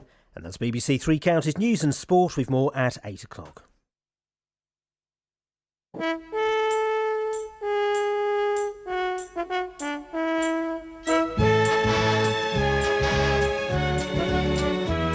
There once was a wealthy man who had a wonderful idea to bring children from all places with all kinds of faces together into a sailing ship. There were 40 boys and girls. They would sail their ship around the globe, so they called it the United World. The ship was just 3 weeks from shore when a hurricane bore down. The waves were big as mountains. They felt they would surely drown. They jumped into the lifeboats, rowed away from the wreck. They didn't count them, they hadn't time. 5 children were left behind. The children fought the storm all night, then finally fell asleep. They didn't realize the ship had been blown across a reef into the lost islands. But hiding in the bushes was a watchful pair of eyes, and living in the valley were people lost in time, ruled over by a tyrant whose face was in a mask. The children must defeat him so they can escape at last from the lost islands. The lost islands. Have some of that. Have some of that, Dealey. Yes. Morning, yes. boss. Morning, boss. How are you? Oh, I'm struggling this morning. I'll be honest, I'm struggling. Why? There's no vibe. There's nothing in the papers. One of the stories I think is a little bit... The other story, we've got guests that got nothing to do with it. Do you know what I mean? Kind of, but let's lift the vibe then. Let's Come on, it's lift Monday the morning. vibe. Come on, let's do this. Oh, but actually, I've got a very... we don't normally do this, but as we know, the showbiz sky is a little bit darker today, Justin, because we lost Cilla Black, and I don't normally do this, but I've been sent an email from Scott that I'm going to read. It's his memories of Cilla, and I just thought it would be a nice. Is this music too? I mean, it's Bohemian Rhapsody. I don't know. Yeah. I don't sound like I'm taking the mic. Hang on. No. What's this? Hang on. Here we go. No, that's from Star Wars. That's no you. Here we go. This is nice. This is nice. Yeah, lovely. Let's get the email. Where's he sent it to? Oh, I think I might have deleted it by mistake. Oh, well, that's awkward. Oh, where's he sent it? Oh, hang on a minute. Hang on. Just bear with me, Justin. Bear with me. No worries. I'm Bear sure with me. these are very precious memories. They are. It's a really nice email from Scott, of all people, which is unusual. Hang on.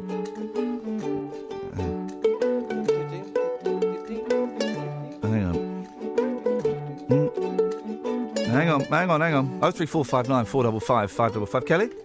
Mhm. Yeah? You all right? Yeah, you. I'm just trying to find that email. Okay, it's from Scott, Memories of Cilla. And this is an appropriate song. You know. She'll be laughing. Why are you laughing? No, she'll be laughing. She'll be smiling down with a fag on, a glass of bubbly. I don't know if she smoked. I remember it's Memories of Cilla from Scott. I remember watching our Cilla, as I like to call her, on the television when I was younger. Most notably for her work on Blind Date, where she paved the way for the future great Paddy McGuinness.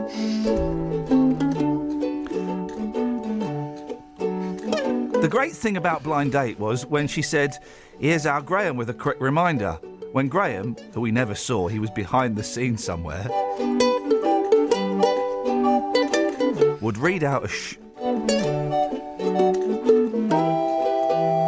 would read out a short synopsis of each contestant. Usually with a funny last line, lol. So yes, that was good. I also remember our Scylla in Surprise Surprise.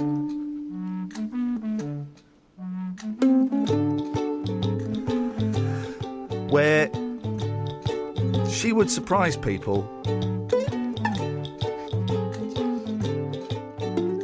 with a long-lost sister or brother. I didn't know that was coming. Where she would surprise people with a long-lost sister or brother. Sometimes it would be sad.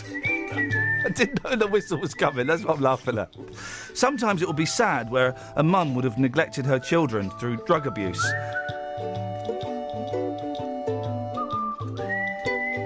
But later got clean and wanted a second chance. Thanks for the memories, Alcilla. You were a real fun gal. Miss you. Love, Scott.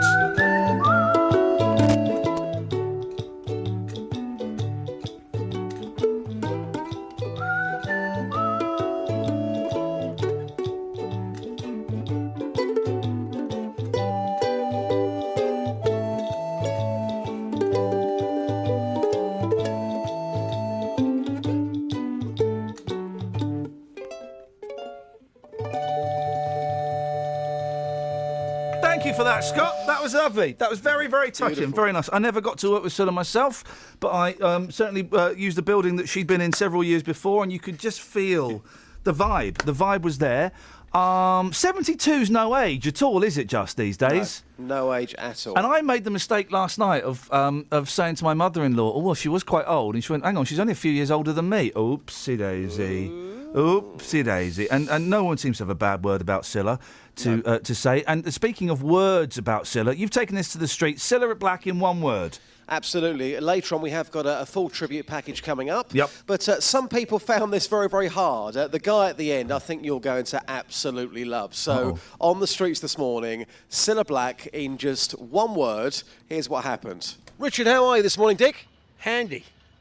Hey, what does that mean? Handy, lovely, jubbly. OK, Dick. Scylla in one word. You just can't say any words for her, can you? You know, she's been a marvellous lady all her life to everybody. But in one word, if you had to describe Scylla in one word, what would it be? Fabulous. Thank you so much. Cheers, Dick. Bye-bye. Madam? Lively. Frida, one word. Describe our Scylla. Excellent. Prince, Scylla Black in one word, and one word only. How would you describe her? Brilliant. And she, you could never replace her. Definitely can't. Because at the end of the day, she's number one. I think she is. What, the best female singer of all time? Of all times. You know, because I grew up when a little boy. Yeah. I used to listen to her all the way through. And you can't go wrong with that. Julia, how's the vibe this morning? Very tired. Okay. Scylla Black in one word. Surprise, surprise. No, that's two. Okay. Surprise. Come on. You can't have surprise as one word. I'm not willing to accept that. Come on. One word. Amazing. There you go. No, that's four. Oh, gosh. Amazing. There you go's four. Just need one word. Woman. This is hard. Woman. Why you tried it? This Woman. is hard. I've had 2 hours sleep. This is crazy. He's had loads of sleep. I dream of having 2 hours sleep when I get an hour's sleep. Yes. When I get an hour's sleep, my dream is, I hope I get 2 hours sleep. Then I wake up and go, oh, no. Yeah, exactly. Woman. Woman, this is crazy. This is crazy, apparently. Oh, bless her. We're having a little bit of fun, but it's what she would have wanted, isn't it? Because that's what it's all about. And, of course, friends with the Beatles. Loads of pictures of her hanging out with the Beatles. Yeah, and, of course, they wrote some of her songs as well. I mean, she was just an absolute Step inside, love, I want incredible. you to. Step inside, love, I want you to. Step inside, love, I want you to. Step, bam, bam, bam, bam, bam, out. Paul McCartney. Yeah, brilliant. Justin, you're going to do us a Scylla package, a Scylla Blackage? No, probably not. For later on in the show? Yeah, absolutely, because I think, some of the tributes are going to be quite, how can I put them, some of them quite bland. Yeah. Well, we're going to try and make our package from the heart, obviously some clips of what people have been saying about it, but also, of course, more importantly, what people are saying on the streets. That full tribute to Scylla coming up later on after 8:30. Here's the thing, right? Because whenever someone dies, and I bet this fella's been on the telly, what's his name? Ozzy... what's his name? Ozzy Osbourne? No, the fella... Lizo Mambuzo. Yes, Lizo Mambuzo, yes. I bet he's rubbish, right? Because, and with the greatest of respect... Well, I've just said he's rubbish. There's literally no respect there at all. He's a kid. He doesn't know nothing, right? He doesn't know the impact that Scylla had on the world. He's not got life experience, okay? Gambaccini, I mean, there was vicious rumours about Paul Gambaccini going around that maybe, it's been proved that he wasn't, but maybe he was killing off pop stars just so he could do obits about them, and he's been questioned and he's been found not guilty of that, which is good. And he's great. I like Gambaccini because you know that he knows his onions. Yeah, he used to be a grocer, so he knows he knows his stuff, and when he says it, you know he's being sincere, but. He's been doing it forever. When Paul Gambaccini dies, who's going to do a report on him? Lizo Mambuzo? I hope not. Tony Blackburn. No. No. You should, Dealey. You've got an in with radio. You were on Radio 2 the other week.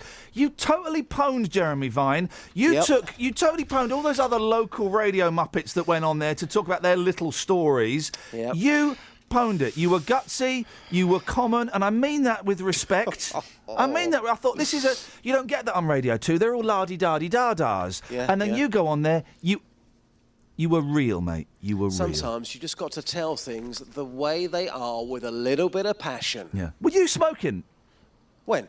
When you were on air on Radio 2, I thought I could hear you having a little drag on a growler. No. Unfortunately, with our new building, you're not allowed to smoke inside the new building. I was not smoking whilst on air. You weren't allowed to smoke inside the last one, but we all did. Yeah, Sat there listening to Revolver. Anyway, what I'm saying is, you've got an in with Radio 2. I think you could be the new Paul Gambaccini. Mate, that means a lot. Thank you. Hang on a second. I'll have a latte and a Gambaccini. Skinny Gambaccini, there's an oxymoron. Thanks, Justin. Cheers, boss. Travel news for beds, cards and bugs. BBC Three Counties Radio. There's a lane blocked on the M25 anti-clockwise between junction 26 Forth Mabbey and 25 for Enfield because a lorry's broken down, so that's starting to cause some queues. On the M1 it's slow southbound from junction 13 for Bedford towards junction 12 for Flitwick, and the A5 is also really slow southbound from Lynch Hill towards the M1 at junction 9 for Redbourne. In St Albans on the North Orbital Road, it's busy between the Park Street roundabout and the London Coney roundabout because of the roadworks, and on the trains Great Northern have delays between Stevenage and Alexandra Palace of 20 minutes because they're running overnight engineering works between Cuffley and Bowes Park. Samantha Bruff, BBC Three Counties Radio. Thank you, Sammy. 7:46. It's Monday, the 3rd of August. I'm Iain Lee, and I'm getting a little bit of a headache. These are your headlines on BBC Three Counties Radio. Stars from across the showbiz world are paying tribute to Cilla Black, who's died at the age of 72. Bedfordshire Police say it's struggling to deal with a growing number of missing person reports. Missing persons. Missing people? And a homeless man from Watford says he's been told he isn't entitled to a council house because he does charity work. Let's get the weather. Here's Elizabeth. Beds, Herts and Bucks weather. BBC Three Counties Radio. Hello, very good morning to you. Some fabulous weather around again today, although we do have some clouds spreading in from the west. It's still going to feel very warm today, although admittedly temperatures towards western areas of Buckinghamshire won't be quite as good as we thought yesterday. We'll see the highest values towards eastern areas of Hertfordshire, and that is where the sunshine is going to hang on for longest as well. So some clouds spreading in from the west, most of it quite high, but it will tend to thicken as we head through the afternoon. Altogether a cloudier day, the best of the sunshine through this morning, and that hanging on longest towards eastern western areas, of course, as I just said. Top temperatures today, I think we'll be up to around 23 or 24 degrees Celsius. We should stay mostly dry as well, but just towards western areas, there is the risk that with the thickest of the cloud, we might get a few big spots of rain, but that is all that it's going to be, and always drier towards the east. Now, as we head into this evening, we'll be into the cooler air. So overnight tonight, it's going to stay mostly dry, but it will feel a bit fresher. 13 or 14 degrees Celsius will be the low. As we start off the day tomorrow, there'll be lots more sunshine around again, but it's going to cloud over once more. Still some sunny spells, staying dry, really quite breezy tomorrow, and then those temperatures are set to climb again by the end of the working week. That's the forecast. Handy. God's taking his best to his heart because the end of the world's coming. And I say, bring it on, man. Big fan of Mary. If I can even make her swallow a piece of my cake, that's quite a big deal. 12 new bakers. I never imagined I would actually get here. Now that I'm here, my jaw is just on the ground. 30 brand new challenges. Nervous. Really nervous. Every time I go into the tent, I think, am I really here? It's wonderful. Wonderful. The Great British Bake Off is back. Bake yourself happy. Starts on Wednesday night at 8 on BBC One and BBC One HD. 03459 455 555 is the telephone number if you want to give us a call, then you're more than welcome to. There's a lady in the sun, right? There's always a lady in the sun, isn't there? Now this woman is nuts, and I don't. There's a weird kind of sub-story to this. The headline is 28 tins of Red Bull a day is making me blind. All right. And then the subheading is 26 stone benefits mum's £6,000 a year habit. She's a big lass, right? She's drinking Red Bull. I can't drink any of that stuff. I can't drink Red Bull. I can't go anywhere near Monster. I can't put pussy in my mouth. I can't do any of those things. They drive me nuts. I haven't had one of those for years. A jobless 26-stone mum who drinks 28 cans of Red Bull a day says it's making her blind. Well, I don't know. Maybe, stop drinking it. Lena Lupari, 20. She's not 26. She's 26 years old. There's a lot of 20s in this. 26 stone, 26 years old, 28 cans of Red Bull. If she cut down to 26 cans of Red Bull a day, it would be the perfect story, guys. Lena Lupari, 26, gets 3,000 calories daily from the drink, which costs nearly £6,000 of her benefits a year. But she wants the NHS to pay for gastric band surgery. I mean, I bet these drinks are addictive. A lot of sugar, a bit of a buzz. I remember when I gave up caffeine. Those were dark days, guys. Very dark days. Headaches, depression, lying down in a darkened room. Awful. But she wants the NHS to pay for gastric band surgery. She said, I'm hooked on Red Bull. It's like a Class A drug. But recently I started getting migraines and then black spots in my vision. Listen to the next line. My gran had the same symptoms and was within 2 years she was dead. Well, stop doing it then. I'm trying to cut down, but I've tried before and I always relapse. I cannot let it go. Is it true? Now, this is going to sound vulgar. I'm sure I have read this somewhere. That are you ready for? Are you ready for this? And I say, bring it on, man. Okay. Red Bull has got it's got Bull's I'm just going to say it, semen in it. I'm sure that's true. 03459 455 555. I'm sure that's true. Handy. Very. I'm trying to cut down, but I've tried before and I always relapse. The mum of three spends more than £450 of her £1,800 monthly benefits on the drink. Hang on, she's a mum. Flippin' heck. She has 7 litres a day. 7 litres a day, Mark! Hello! 7 litres of Red Bull a day! Good morning. Yeah, that's too much, isn't it? Oh, blimey.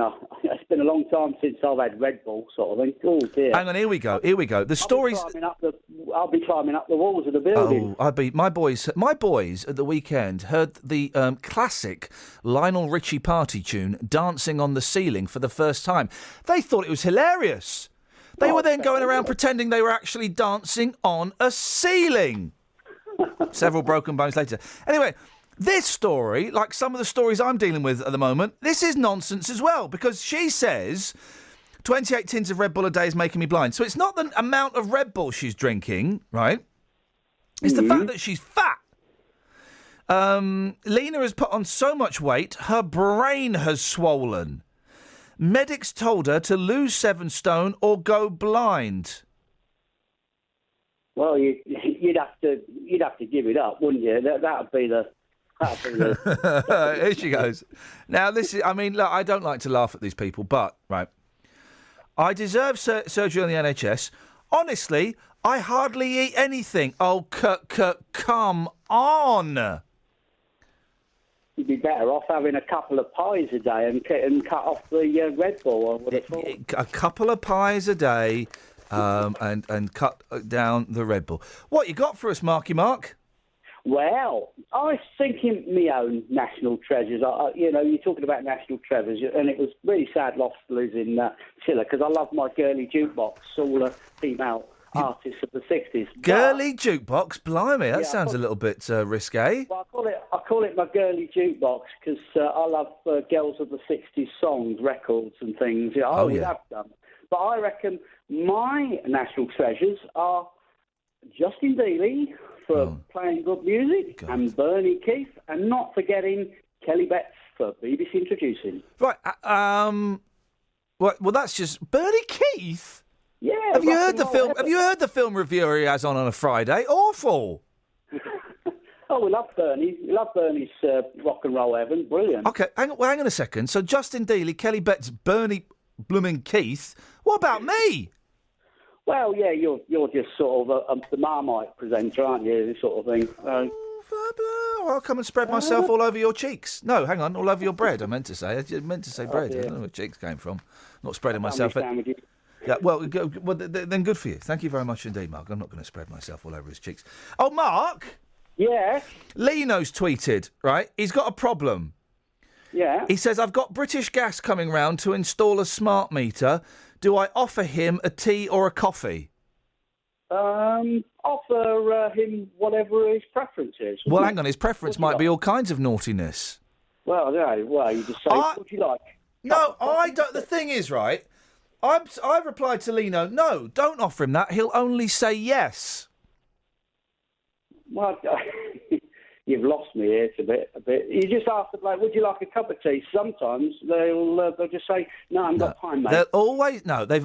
They'll always say yes. Then you've got to make it. Then you've got the pressure and the anxiety of making a high-pressured cup of hot drink for somebody you don't know. Do you take sugar? Do you take milk? Is that enough milk? Is that too much? Is that too much? Yeah. Is that strong enough? All of that nonsense. And then what they do, and I've done this, they won't drink it while they're doing the job. They'll finish the job and then they'll go, oh, this is still warm. And then they'll stand there talking to you. Well, I've had tradesmen come in and I offer them a cup of tea and they'll chat and do the work while drinking it. I don't want to chat to them. What I like to do is I like to watch them for the first 30 seconds. Nice to see a little bit of bum crack, isn't it? Watch them for the first 30 seconds, then say, you're going to be all right doing this on your own. Yeah, it's a boiler. They're a boiler engineer. I'm a bloke. Then I go off and watch the telly, feeling really uncomfortable because there's another man in my house who, let's be honest, could kill me.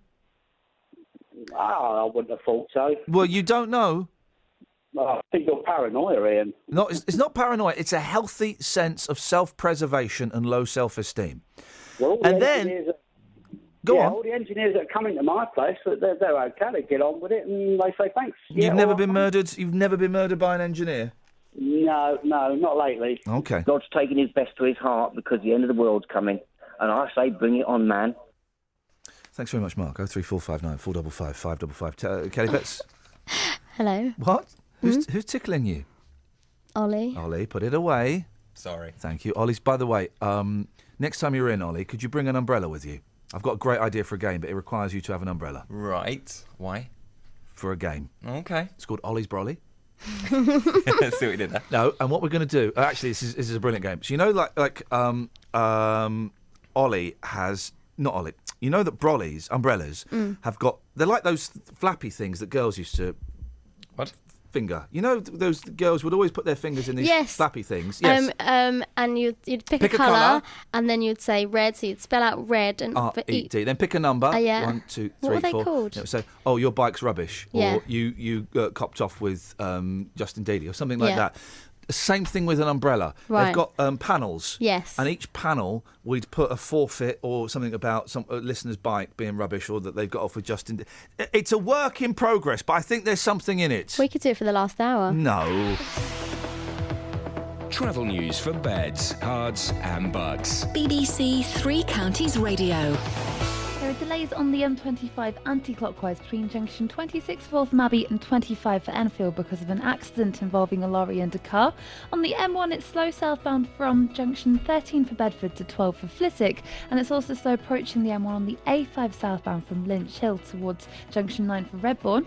In St Albans on the North Orbital Road it's very busy between the Park Street roundabout and London Coney roundabout through the roadworks. It's also slow in Watford on Stevenson's way out of Watford heading towards the M1 at junction 5. On the trains though, Great Northern are resuming a normal service again between Stevenage and Alexandra Palace after the overrunning overnight engineering works have been finished between Cuffley and Bowes Park.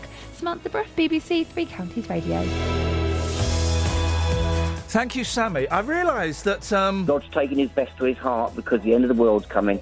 And I say, bring it on, man. I didn't actually question him about that. Does he genuinely believe the end of the world's coming? Oh, my. Local and vocal across beds, hearts and bucks. This is BBC Three Counties Radio.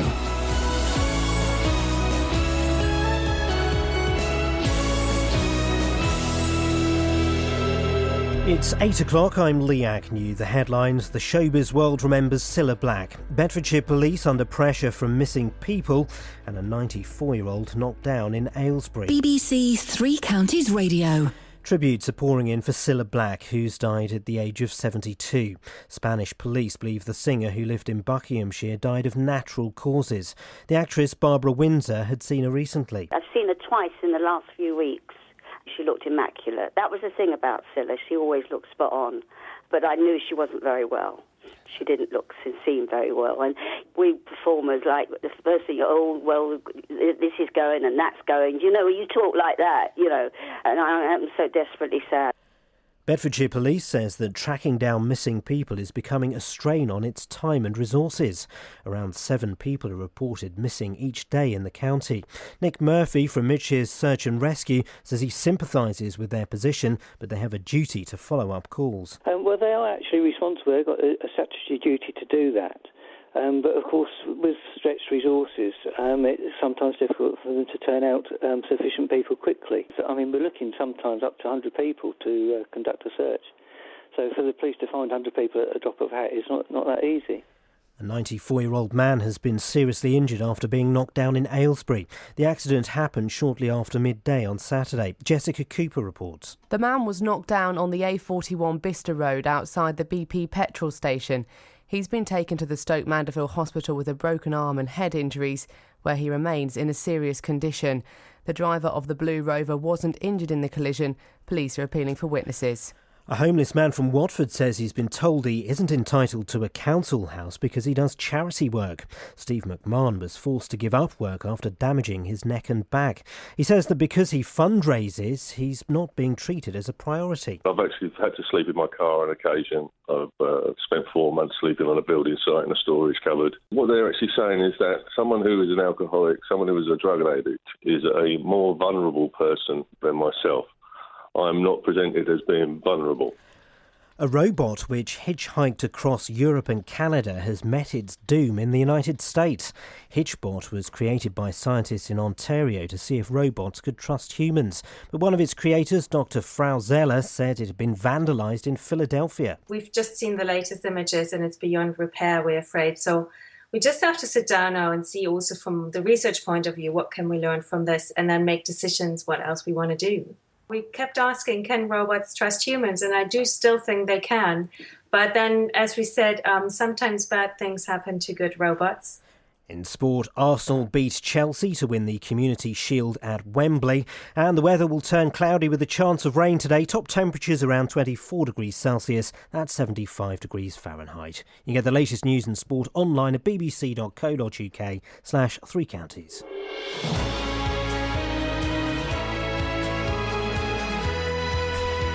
Poor old Hitchbot, huh? we built a robot to see if robots can trust humans. The answer is a resounding no. It got vandalised. But I don't understand. Was it... was the robot hitchhiking on its own, genuinely? There must have been someone with it. I don't think robots have thumbs, do they? Because if they get opposable thumbs, then boy oh boy, we are all screwed. It's Skynet all over again.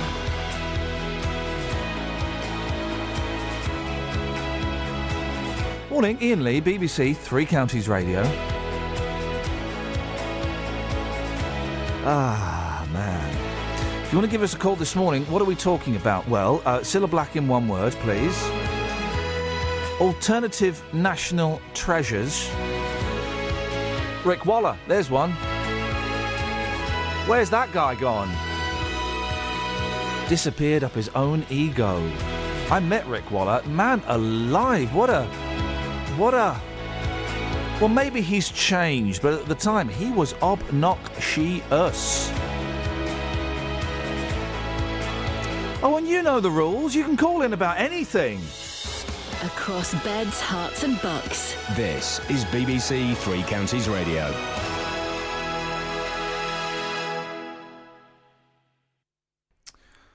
Have we got a guest for this one or not? No guest for this one. Yeah, we're trying to get hold of him. Oh, okay, great news.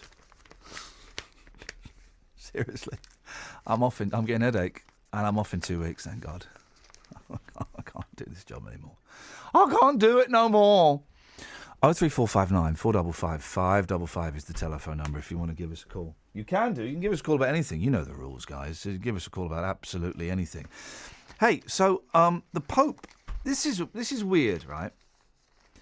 The Pope has given his blessing to a wedding that took place, right? But it's the wedding of Dec, of Anne Dec. Anne Dec has got married and the Pope's got in touch. How does that happen? Is the Pope a fan of Saturday Night Takeaway of all things? Really? That would be incredible if that was the case. Dec's... Oh, hello. All right, guys, calm down. Dec's Pope Idol. What song is this?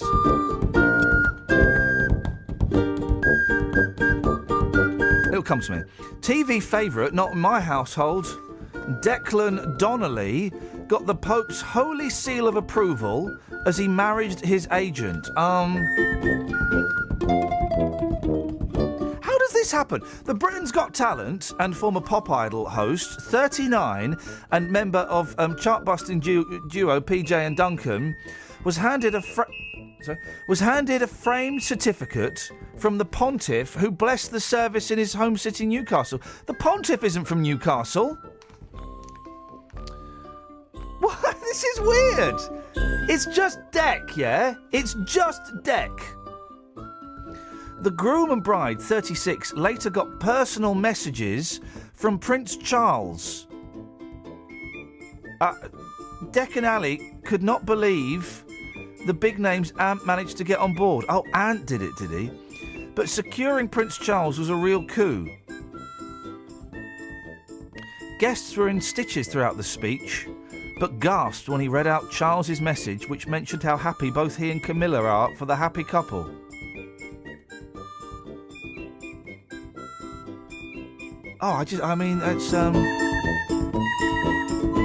It's crazy days, guys. 03459 455 555 is the telephone number if you want to give us a call. Now, tracking down missing people is becoming a burden on Bedfordshire's police's time and resources. That's according to Police and Crime Commissioner Ollie Martins, who says that on average, 7 people a day are reported missing to Beds Police. It follows comments by the Chief Constable of Greater Manchester Police, who says that spending police time on finding missing persons has become unsustainable. Detective Superintendent Sian Basra is from the Public Protection Unit at Beds Police. Morning, Sian. Is it a burden on resources? It's not a burden. I would say it is a drain on resources because we have seen the number of missing children in particular go up. So it is a drain on resources, but it's a very important aspect of what we do. But what we've got to take into account is that there is a difference between missing and absent. And a large increase has been seen in those children who are absent, and we use our partners and local authorities to help us in making sure these people are safe. OK, so explain the difference to me, Sian, between missing and absent. Absent is quite simply where a person is not at a place where they're expected or required to be, and there is no risk. Missing is where someone isn't where they are, and it's out of character, and the circumstances suggest that they may be at some form of risk or harm. And so what kind of young people? I assume we're talking primarily about young people. What kind of young people would be absent then? People who may have been supposed to have been going to school, and they're not at school. And who makes that decision as to whether it is the more serious missing or the not quite as serious absent? Well, it's a conversation, for those who report it into the police, it's a conversation that takes place between the person who reports it and the first point of contact within the police, normally our control room. We go through a checklist, we ask those relevant questions, we work with the person to establish the level of risk. OK. And so it sounds like, Sian, that this, what do they call it, a multi-agency approach, basically loads of people helping out each other, that's already in place? It is already in place. And it works very, very well. But what we've got to make sure is that it's that first point of contact, that risk is evaluated to make sure the right people are dealing with this issue. One of the I can understand why social services might be involved, but one of the groups that's being suggested is the fire service. How would they help? The fire service, they're our eyes and ears in community as well. They're out and about. They're doing checks. What they do is they're really important at a time like this during the school holidays, because it might be children are hanging around making dens, etc. And the fire crews, they go out and they safety and risk assess areas within the county, and they can spot these people as well. What are the numbers in Bedfordshire of people that go missing? Again, this relates to risk. If the person thinks, oh, hold on a minute, my child or my friend or my parent is not where they should be, they'll probably go through 101. If they are genuinely concerned and there is immediate risk, I would always suggest 999 at every opportunity. All right, Sian, listen, nice to talk to you. Thanks very much for coming on. That's Detective Superintendent Sian Basra from the Public Protection Unit at Beds Police. This is Iain Lee on BBC Three Counties Radio. 03459 455 555 is the telephone number if you want to give us a call. So, Nans try Love app. Now, more than 10% of pensioners would sign up to a dating website. That doesn't surprise. What surprises me is the low number of. I would have thought it would have been higher than that, because there's no stigma. There's no stigma anymore about using dating websites, is there? I think we've pretty much worked through that. But I think some of the nans might be in for a shock, because it suggests here that they might use an app like Tinder. Tinder's not a dating app. Tinder's a rutting app, isn't it? It's purely It's like. Hey, by the way, I got a new game on my phone the other day. You'd like this. It's called Grindr. I got the highest score. I finished it. Did you? Finished it off. Completed Grindr? Yep. Nice. Totally completed it. Awesome. Great guys you get to meet as well Yeah. playing it. Really, really nice community. But Tinder, Kelly Betts, you're young and hep to the scene, ma'am. That's not like finding love or even romance. That's just finding a bush. By that I mean in a park. That's finding someone, and then you go and find somewhere to do it, isn't it? That's all it is. It's a sexual app. It should be called Flingder. Huh? I don't know. And 5% of over 65s have already found a partner online. 1 in 6 OAPs describe the idea of finding romance through the internet as exciting. Oh, yeah. So exciting. I would struggle with... now, I can say this now, can I? Because have you changed your password? You can, yeah. Your password was... Cilla Black. Ladies and gentlemen, her password was Cilla Black with the blind data. I would forget my password for all of these different... You're supposed to have different passwords for different things. I always have the same password for the same things. Do you? Yeah. What was it? I'm not telling you, but you could probably work it out. What you could do, Yes. what some people do... Go on then. ...is, depending on the site you're in... Thank you. ...using the name of that site with a special number, so you'll never 69? forget it. You can do that. So you can have Tinder 69 as your password. Most of my... That's my username.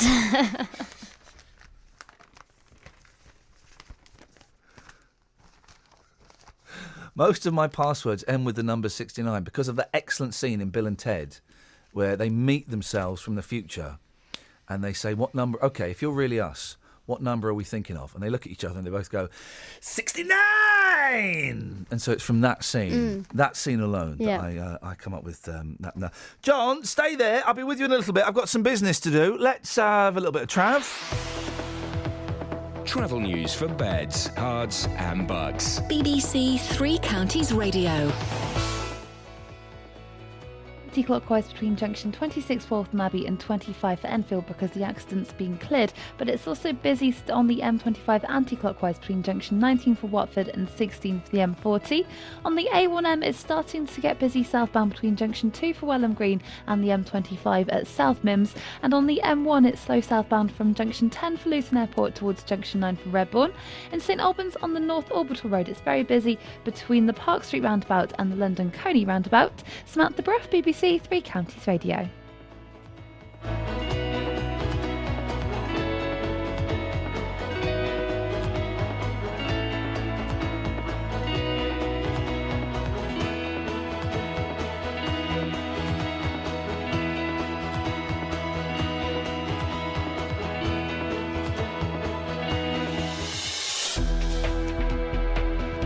Thanks very much. Right, where are we? 8:15. Let's have a little chitty chat because Jonathan Vernon said, I've not seen you for ages. I know. Well, you saw me last week. I came in with my dog to introduce you. Well, I know. You loved her, didn't you? No.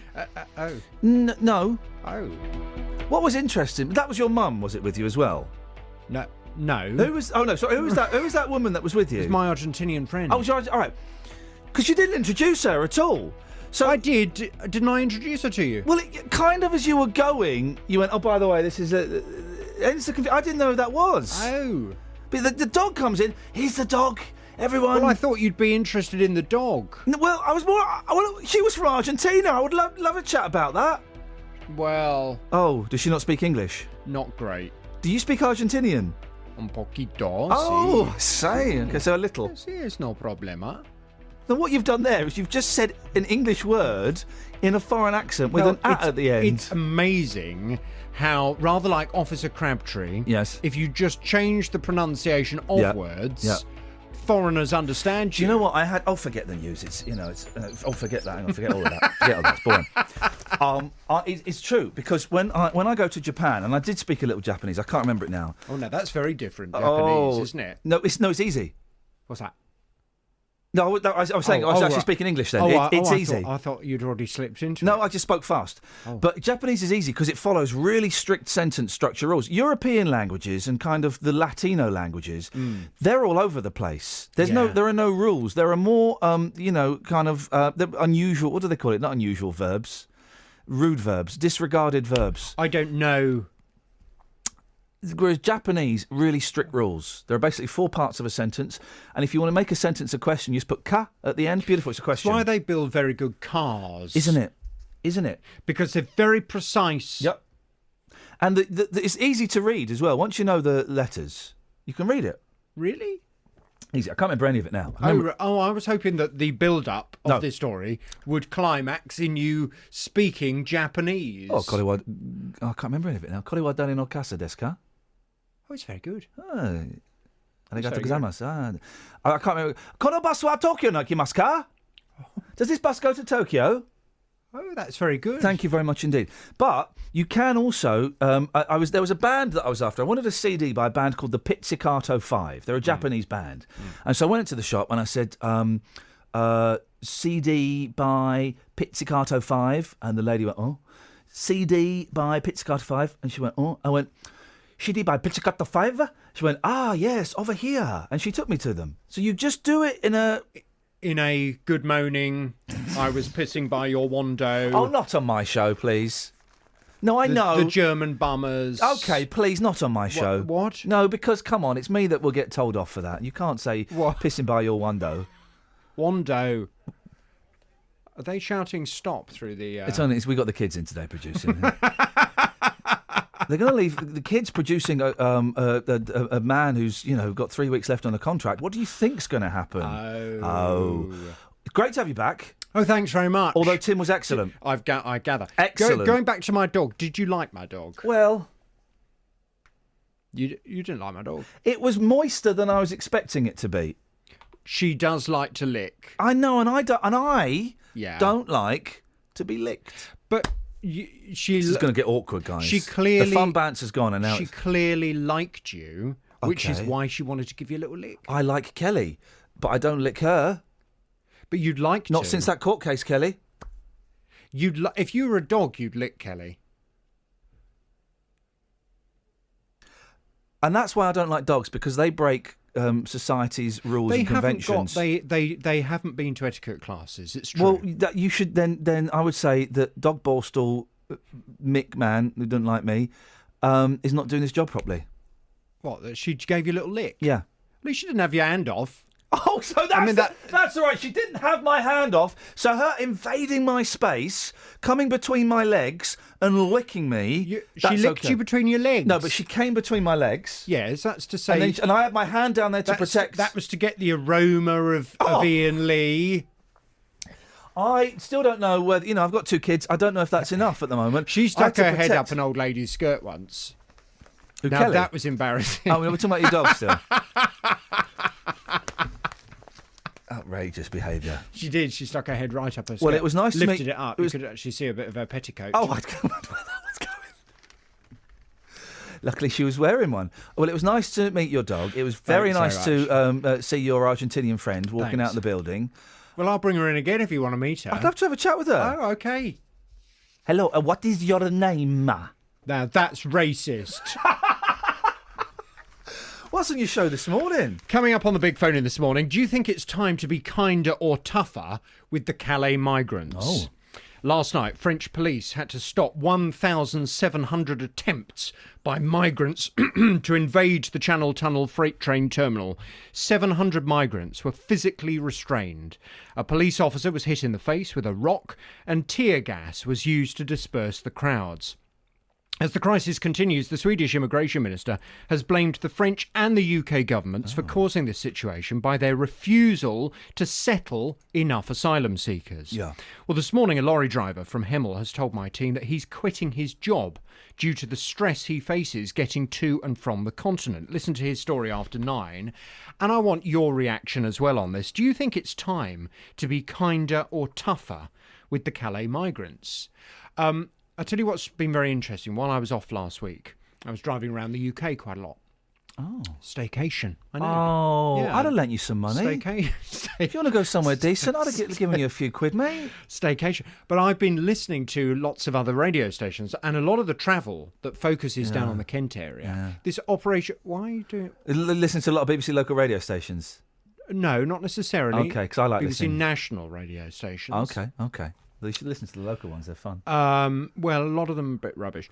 But I've been listening to lots of radio stations that are covering the Kent area. Yes. And this Operation Stack is having a massively detrimental effect on people down there. Yeah. But I think it's also starting to have a very, very detrimental effect on people up here as well. I mean, I wonder how many people who are running shops and businesses up here who are now struggling to get hold of stuff that needs to come over from the continent because of this disaster. But it's stopped now. Operation Stack has stopped now. Well, you say that, but the after effects will still be. The after effects are still going to resonating. be there, and the fact that they have to keep closing the tunnel while people keep trying to storm it. I mean, it's just getting ridiculous. Do you never listen to your, the other yous from around the BBC local radio? I have heard some of them. Yes. But I know a lot of people hate you.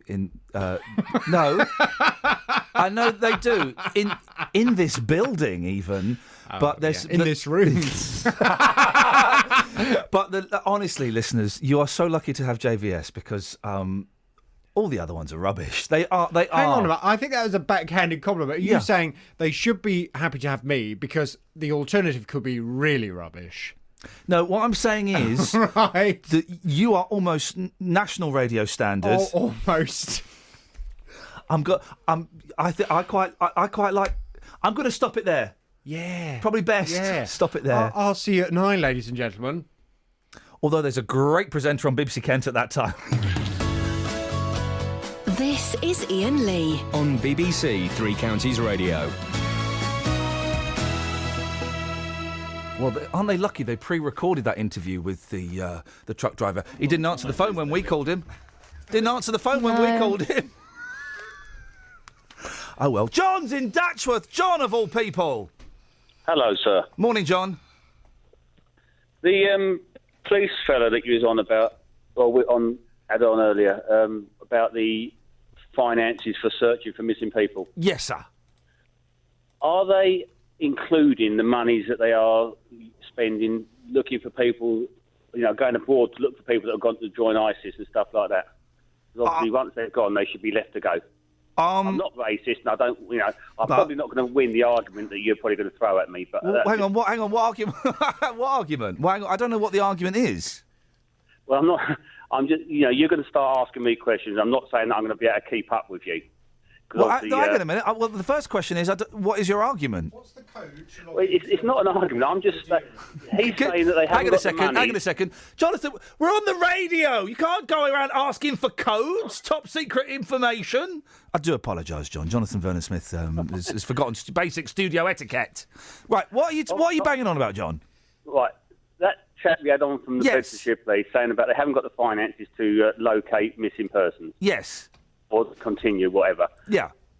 Are they spending any money looking for the people that are going to join the ISIS? A little while ago on the radios and that, they were saying that they were sending people abroad to look for these people. Right. I don't know if that Bedfordshire Police done that. I don't know if that's. I don't know if that's included in it. Why? Well, because obviously, if that's what they want to do, then let them go. They aren't actually missing. They do something they want to do. Now, there are people that, older people that have got things, dementia, and they go wandering off, and those are the people that need to be looked for. Young children that, for one reason or another, go missing, whether they've been lifted or just wander off. How many people from Bedfordshire have gone off to join ISIS and been reported as missing? Well, there's a whole family a little while ago. Right. About 12 of them, wasn't it? Yeah, but I don't think. Why are we wasting money searching for them? Well, we know where we're not searching. We know where we're not searching for them. We know where they are. They were searching for them, weren't they? When yeah, they but you've got to. Supposedly missing. But that was before we knew where they were. So you've got to search for people until you find out where they are. But they were still on about going and getting them, especially the children. Well, I think we should get the children, shouldn't we? Well, then you can't split the families up, can you? If it's in the interest of the kids, you can. Of course you can. You either go and fetch some of them, or you fetch them all, or you leave them all. Or you fetch... hang on, so let me get it right. You either fetch none of them... Yep. Some of them... No, you don't fetch some of them. That was one of the options you just gave. Oh, well, I apologise then. Apology accepted. You fetch all of them or none of them? I don't even know. I'll be honest, John, right? Fair play. It's been a rubbish show today. Partly my fault.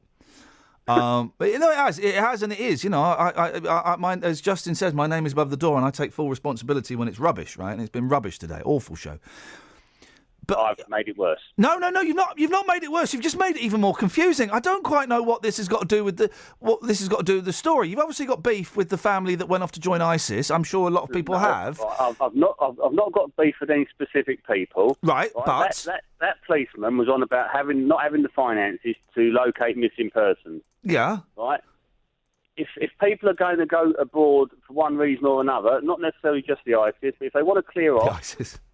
Right, Yeah. and do what I consider supposedly the wrong thing. Yes. Then let them go. Right? I agree with you. When they've located them, they are still wasting money deciding what to do with them. Should we go and fetch them? Should we not go and fetch them? They've gone. They know what they've done.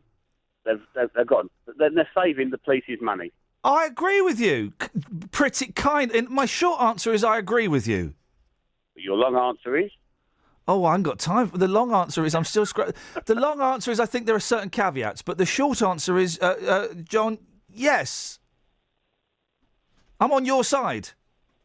Okay. What's a caveat, by the way? I've heard you say that several times. I'm only a humble truck driver. Caveat's one of those. It's one of those kind of glass things where you put in coffee beans and hot water, and then you leave it for about 10 minutes, and you push the plunger down, and you get a nice cup of posh coff. Is it? No. Travel news for beds, cards and bugs. BBC Three Counties Radio. On the M25 clockwise, the exit slip road at junction 25 for Enfield has been blocked by an accident, and that's between a small truck and a lorry, so it's starting to cause some delays. On the A1M, it's very busy southbound from Welland Green towards the M25 at South Mims, and the A1's also very busy southbound from the Holiday Inn towards the Stirling Corner. In St Albans on the North Orbital Road, it's very busy between the Park Street roundabout and the London Coney roundabout. That's because of the roadworks. And in Hitchin on the A505, that's slow eastbound between Wibbly Wobbly Lane and Parkway. Samantha Bruff, BBC Three Counties Radio. Sammy, thank you very much indeed. Last 30 minutes of the show, 03459 455 555. Thank you for that call, John. I'm still kind of scratching my head ever so slightly, but, you know, I tell you what, in the next 30 minutes, let's never mention this show ever again. Across beds, hearts and bugs. This is BBC Three Counties Radio.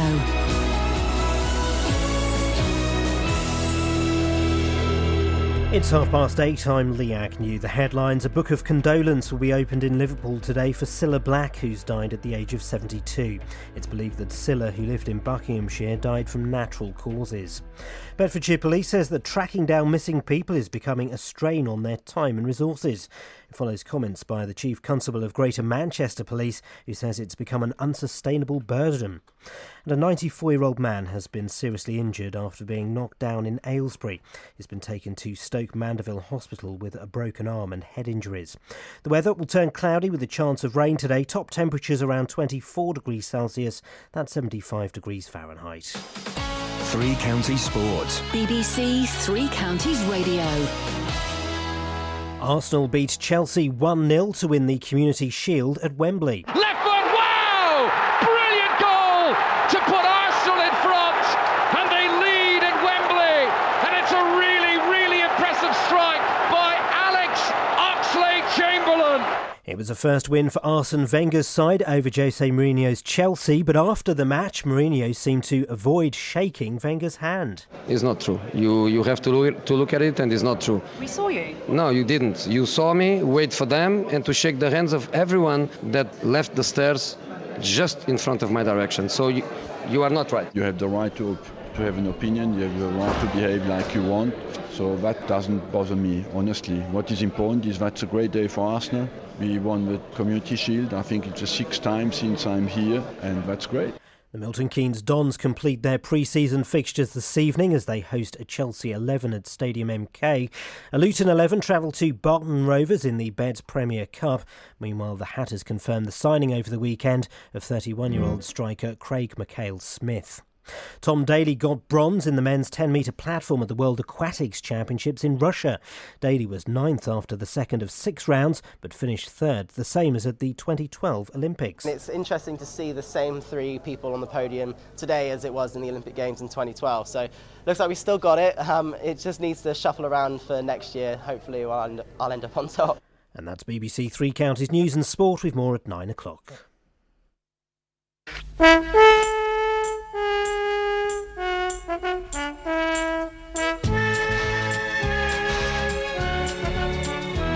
So Tony, Mark and David, Anna and Suyin are left there on the island. Who knows what could begin? Adventure lies before them, danger lies behind.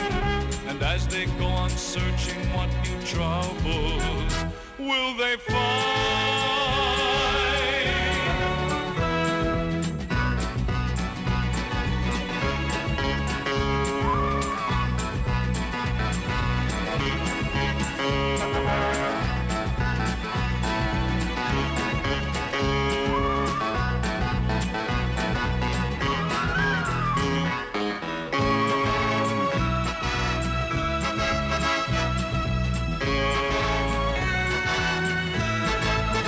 Oh, Rolf Harris, will you please let it lie?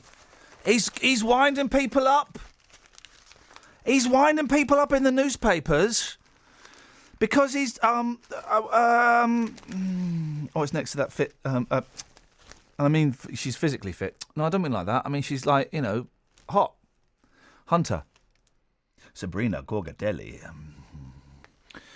And I fancy her even more now that she shot a giraffe. Because, to be honest, who's the tough guy there? Rolf Harris outraged his victims last night. Yeah, only after the Daily Mail got in touch with them and said, have you heard this latest about Rolf Harris? You must be outraged. Rolf Harris outraged his victim. He doesn't look right without glasses. All of his pictures you see of Rolf now are the ones of him after he'd, been arrested and stuff, where they made him remove his glasses. He doesn't look like Rolf Harris. I nearly said the Rolf we all know. And he was a national treasure. You can have national treasure status rescinded. He was rescinded. Rolf Harris outraged his victims last night as he revealed he is loving decorating his prison with faces of inspirational figures. I'm loving it, mate. Demonstrating his cushy prison life, the disgraced 85-year-old said the powers that be asked him to paint the portraits. But the entertainer's victims said his comments, revealed in a self-pitying letter sent from Stafford Prison, showed there is no evidence of any remorse and even less of any real punishment. Well, he is in prison. He is in prison, and prison is a punishment. I mean, they all this talk about PlayStation stuff. They've got PlayStations. It's only PlayStation 2. So, hello, Justin. You're right. We're gonna finish today's show in 25 minutes. Yeah. We're gonna erase it from the tape. We're gonna erase the tape. I've got a strong magnet in my bag. I carry it around for such occasions. I'm gonna go to the tapes and I'm just gonna rub my my magnet all over the tapes. Listen, man to man. Stop being so down on yourself. Whoa, all right? Okay, hey, man to man. Hey. Sausage sandwich after the programme today. Come on, I've got a headache. I'm gonna go home and lie down. Okay. Basically, he's painted a picture of Nelson Mandela. The powers that be have asked me to paint inspirational people and write quotes from them. So I've done about 10 so far. I can't even think of... Can you think of 10 inspirational people? 10, yeah, probably. And that doesn't include Nelson Mandela, because he hasn't done him. He's doing him next week, he says. Jeremy Kyle. Yeah? Jeremy Clarkson. Look at the Jeremys. Yeah, the 2 Jeremys. For me, in... The Fonz, obviously. Yeah, obviously. For the jacket, and for swag. It'll just say... and you'd have like loads of Y's going off into the distance, then a big exclamation Gail point. from Coronation Street, somebody who can successfully hold down a job for that amount of time. Yeah. That's an inspiration to me. That really is. Yeah. Who else? Well, there's 4. Okay, no, that's a good start. Mick Harford, football player. Oh, forget that nonsense. I'm not even going there. Listen, Cilla Black. Sad times. Cilla Black has passed away at the age of 72, and as I said to my mother-in-law, well, she was old. My mother-in-law's in her late 60s. She went, no, you putting a time limit on my life. I said, I should be lucky. So, very sad. Yes. And you are at this station's Paul Gambaccini. Thank you very much. So, you've done this little pack. I have. My tribute to Cilla. Some showbiz words in there from her friends. Also some words from the street as well. And a bit about her life. I hope, boss, I really, really hope, and I had to put this together very quickly, I hope that I've done this justice. Here we go. From cloakroom assistant at the Cavern to pop star and then the queen of Saturday night TV, Cilla Black was an icon. She first made the charts in October 1963 with Love of the Loved. 4 months later, she was at number 1.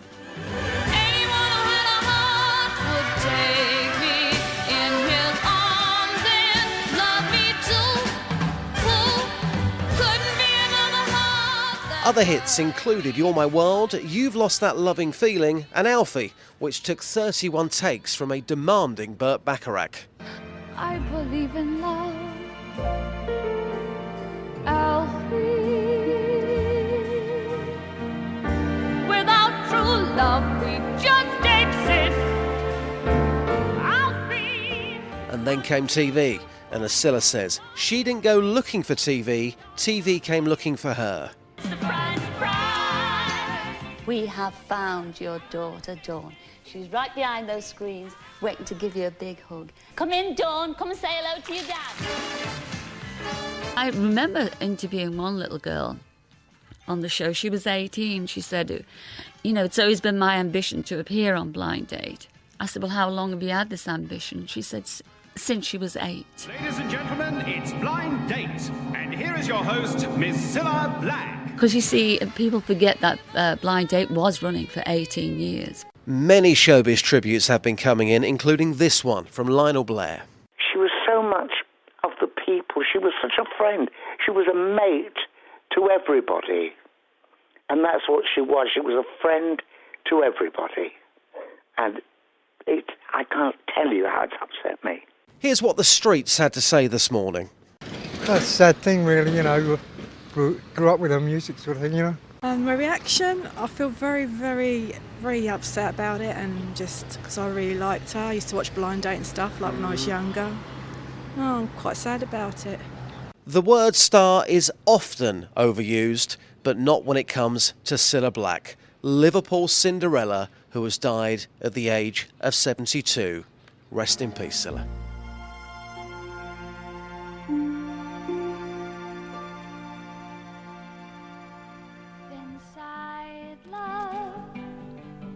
Let me find you a place where the cares of the day will be carried away by the smile on your face. We are together now and forever. Come my way, step inside love and stay. Step inside love, step inside love, step inside love. I want you to stay.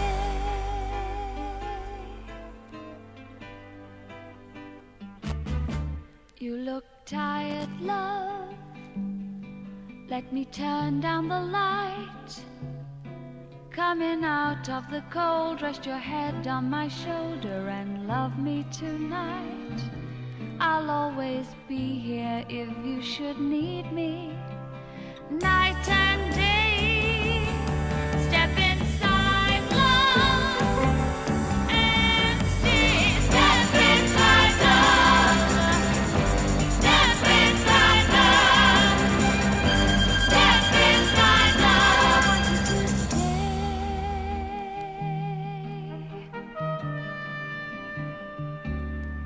When you leave me, say you'll see me again.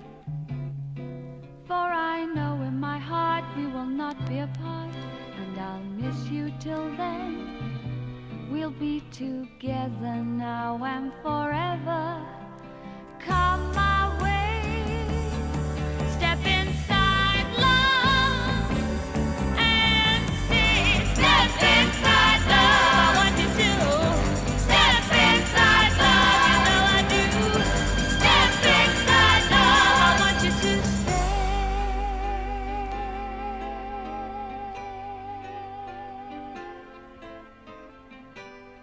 So anyway, the woodlouse. The woodlouse is weird, right? Isn't it? Don't you think, Kels? I didn't expect you to say that after No, that well, song. it's that kind of vibe today. Louse Nouse is the head... Louse Nouse. And how do you spell nouse? Do you know what nouse is? Nope. Nouse is like, got a bit of nouse. Do you know That what it is doesn't now? explain what that means. Okay, got real nouse. Real nouse. Another sentence? Try and put it into another sentence. You've got real nouse. Brains. Kind of. Now I've said now so many times, I don't know if it is actually a word. Anyway, how would you... You don't know what the word is, so me asking you how to spell the word is irrelevant. I would say Nouse. Me, too. Yeah? They've not got an E here. Oh. Louse Nouse. Now, the woodlouse, the woodlice, are flippin' horrible, right? Imagine you wake up and like 10 minutes after you wake up, one comes out of your nose, one comes out of your bum. Imagine that. What are they doing? How do they meet in the middle? I think they're cute. No. They're so cute. They're just little and they're like, oh, look at me, I roll into a ball. I think they're disgusting. Them and No. silverfish. You ever seen a Oh, silverfish? yeah. I don't like earwigs. They're the worst. Okay, let's leave earwigs out of it, mate. Right, why? Because I think you're actually taking it a little bit too far. A little No, bit they're offensive. horrible things. A little bit offensive. They'll get you. In the end. Mm. The humble woodlouse Yeah. has a big personality and can even be bold or shy. A study found at in the Czech Republic. So this is what Czechoslovakia does when it splits up from Slovakia and becomes the Czech Republic. This is the best thing they can do 20 years later, is do a study into the confidence or lack thereof of the woodlouse slice. Good use of time and money. I mean, seriously, guys, what do we give them money for? Do we give them money? If we do, we shouldn't. And if we don't, let's give it to them so I can be outraged about it. How can you have a shy woodlouse? They're just like one brain dot beings that live under boxes. If it's shy, it goes into a ball and it's like, no, don't touch me. But if it's bold, if it's you all like them so stretched much, out. why don't you go marry one? Yeah, get me one, I will. Fine, I will. Totally called my bluff there. I think it's come back on. Beds, hang on. hearts Whoa, and bucks whoa. weather. BBC. Guys, calm down. The weather's coming, guys. We'll get there. But the natural order of events is 45 minutes of rubbish, trav, news, wev. That's just how we roll around here, guys. Travel news for beds, cards and bugs. BBC Three Counties Radio. On the M25, there are queues clockwise because the lane's been blocked on the exit slip road at junction 25 for Enfield by an accident. It's also really busy anti-clockwise between junction 18 for Chorley Wood and 16 for the M40, and the M25 junction 21 roundabout is slow as well in Bricket Wood. On the A1M, that's very busy southbound from junction 2 for Welham Green towards the M25, and in Puckeridge on Standon Hill, that's slow in both directions between the Puckeridge roundabout and Bishop Stortford, and that's because of people leaving the Standon Calling Festival. It's looking very slow. Samantha Bruff, BBC Three Counties Radio. Samantha, we are getting reports of... we all know that there were at least 3 minders. Minders? Yeah. A minder of what? There was... Of George Cole. There was Dennis Waterman as Terry Okay. McCann. There was Gary Webster as Terry McCann's cousin. There was Shane Ritchie. I'm not really sure what his relation was. We're also hearing reports there was a 4th minder, a gentleman called Lex Shrapnel. I'm going to do a little bit more digging around, and hopefully by 9 o'clock we'll know one way or the other whether there were actually 4 minders or not. Are they walking around on motorways? Because that's going to be causing a big problem. No, nothing. that's nothing not to do so with bad then. nothing to do with motorways, mate. A bit selfish of you to bring it back to you there. I'm bringing it back to the people who need to use the roads and know if there's 4 men walking around on the roads. Minders are not. The minders are not minding the road. They're minding Arthur Daly. Little dodgy maybe, but underneath he's all right.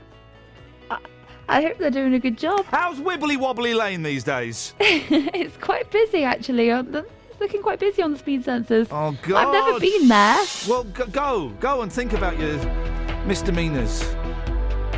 4 minders. That's blown my mind. Does 8:46. It's coming. Rizzini's coming, guys. She's there. Hello, Elizabeth. Hello. She's coming. You see, the weather's coming, guys. Calm down. Before that, though, these are your headlines. A book of condolence will be opened in Liverpool today for Cilla Black, who's died at the age of 72. Bedfordshire Police says it's struggling to deal with a growing number of missing person reports, and a 94-year-old man has been seriously injured after being knocked down in Aylesbury. I've teased you long enough. Here she come with the weather. Elizabeth Rizzini. That's not Elizabeth Rizzini. This flipping computer. Right, here now. Beds, Hearts and Bucks weather. BBC Three Counties Radio. Hello, it's me doing the weather. It's going to be a nice day again today, but we are starting to see that cloud spread in from the west. So it's always going to be a bit cloudier, I think, towards western areas of Buckinghamshire, eastern areas of Hertfordshire, hanging on to the most sunshine. We'll probably see some of the highest temperatures here today as well. But don't fear, if it does cloud over where you are, we will still see some sunny spells on and off through the course of the day. There'll also be some high cloud around, turning those sunny spells a little bit hazier at times. But feeling nice and warm, temperatures up into the low to the mid-20s, and most places will stay dry. I say most places because where we do get the thickest of the cloud, we might just see a few spots of rain, but that's all it's likely to be. Now, as we head into this evening, we'll be into the cooler air. So we are expecting it to be a bit fresher this evening and overnight. Overnight lows of around 13 or 14 degrees Celsius. Stay mostly dry, again some clear spells at times. Tomorrow, again, lots of sunshine around through the morning, lovely sunrise, and feeling fresher, the air. It's going to be quite breezy as well with a southwesterly wind, but it will stay dry, lots of sunny spells around. It's generally the way it will stay for most of the rest of the week. It is looking dry and temperatures will climb again by Thursday and Friday. That's the forecast. Elizabeth, I'm really sorry. What's that? I've been lied to. So What? Shane Ritchie wasn't the minder. Oh, I don't know. He was the Shane Arthur... Ritchie's in EastEnders. Exactly. He was the Arthur Daly character. The minder was Lex Shrapnel. Okay, whatever you say, and I don't really know thank what you, you're Elizabeth. talking That's about. exactly Sorry. the attitude I like. Thank you. She's right, respectful. Respectful. Every weekday morning. They're not getting shown what being British is. The intention was to try and make the world a safer place.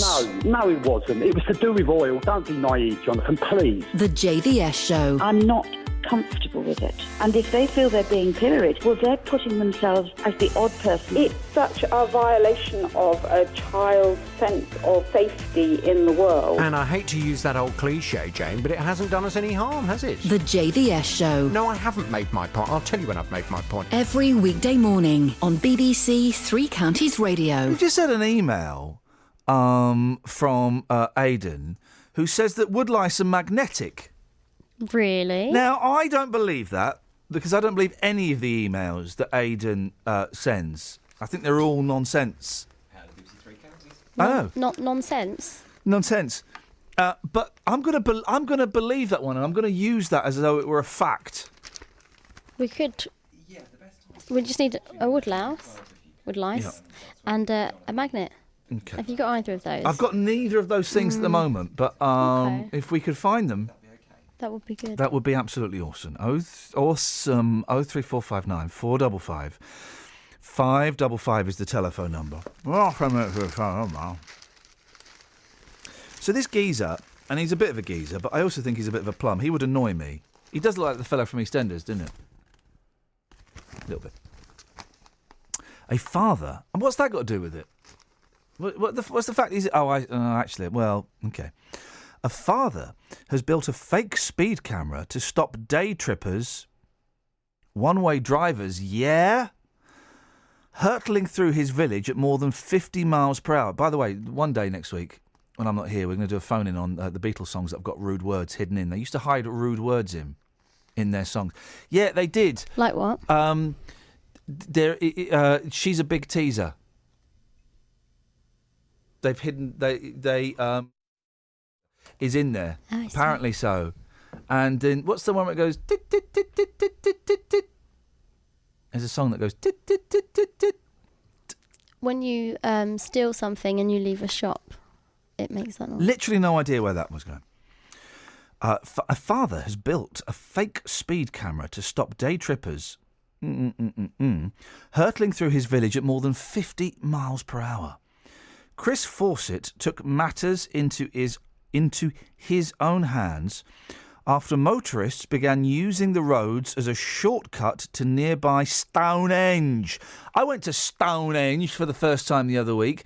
This is tomorrow's first hour, okay? Places where you go to and you can say, oh, that was bigger than I expected, because there's hardly anywhere. There's only 2 places in the world where you come back going, oh, it's bigger than I expected. Stonehenge and the Eiffel Tower. Oh. Everywhere else, you got the pyramids. Oh, they weren't as big as I expected. The Sphinx, Egyptian-based at the moment. I'll go around the road. Oh, it wasn't as big as I expected. St Paul's Cathedral, Buckingham Palace, wasn't as big as I expected. The Statue of Liberty. Oh, isn't she small? And it's small. And it is small. Stonehenge is bigger than I expected. Put that in your pipe and smoke it. You know that Stonehenge, by the way, is fake? What do you mean? It's not real Stonehenge. Well, what is it? It's not real Stonehenge. It's real Stonehenge blew down. And they had to rebuild it. And so not all of the rocks are the real rocks. Some of them are fake rocks. Not like polystyrene. They're like heavy. But some of them, it's all kind of... It's Girl, thank you, Carl, is the song where they go tit, tit, tit, tit, tit. It's all it's primarily fake. It's all glued together and stapled together. Are you Googling it? Stonehenge fallen down. Google Stonehenge fallen down. Then click on images. Right, admittedly, that doesn't take you where I would hope it would take you to. Put Jenny and Milton Keynes through. She'll know about it. I love Jenny and Milton Keynes. Is that Jenny? We all know it's Jenny. Let's not play the flirtatious game. Can I put you straight through, Jenny, if that's right? Here she comes. Here we go. She's my favourite. Do we know? Have we spoken to her before? Yeah. All right. Okay. I never remember if I've spoken to anybody else before. Hey, Jenny, it's great to speak to you again. Right. Yes. Hello? It's a loud tick-tock you've got, isn't it?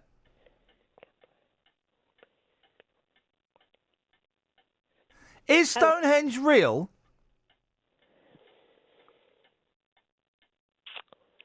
Can you hear me, Jenny? Oh, hello.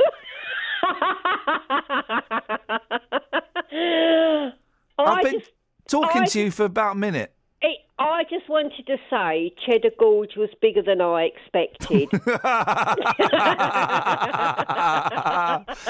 Oh, what was it? Yeah, it was much bigger. I was really shocked. It's very rare, isn't it, Jenny, these days? You can go on, you look at something, and they're always smaller in real life. They are, yeah, disappointing. Isn't it, though? It's, especially with the internet and these dating apps. Yeah, oh. Yeah. Why did you go to Cheddar Gorge? Was it gorgeous? Why did I go to Cheddar? Probably didn't have anything else to do. Yeah, isn't it? Stonehenge is... Stonehenge, Stonehenge isn't real. Oh. It's a fake stone... The real Stonehenge blew down. Hang on a minute. David? Yeah? Tell us about Stonehenge blowing down. Well, if you said it, it's got to be real. Sorry? If you said it, it's got to be real. I'll tell you why. Yeah? If only Spike Milligan was here to tell us the truth. Oh, we're going to call you back on a decent line, David, because I can't hear a word you're saying. It sounds like you're in Wibbly Wobbly Lane. So Cheddar Gorge was bigger? Oh, yeah. Have you ever been to America? No. Oh? Is that no? Because it'll be smaller than I expected. America is a lot smaller than you expected, Jenny. Thanks for calling. All right, How do you sleep with that TikTok? Oh, doesn't bother me. Oh, it's bothering me. It's doing my nut. Is it really? Yeah. Well, next time I phone, I'll put the phone somewhere else so you can't hear it. Oh, you don't like it? Oh, it's too loud. Oh, you're very sensitive, aren't you? I'm a very sensitive man, and I think you'd enjoy that. It's probably because you have to get up early, Ian. Yeah, isn't it? Jenny, nice to talk to you. See you later. Bye. Ta-ra. Why is everyone calling in the last 3 minutes of the show? David? Yeah. Right.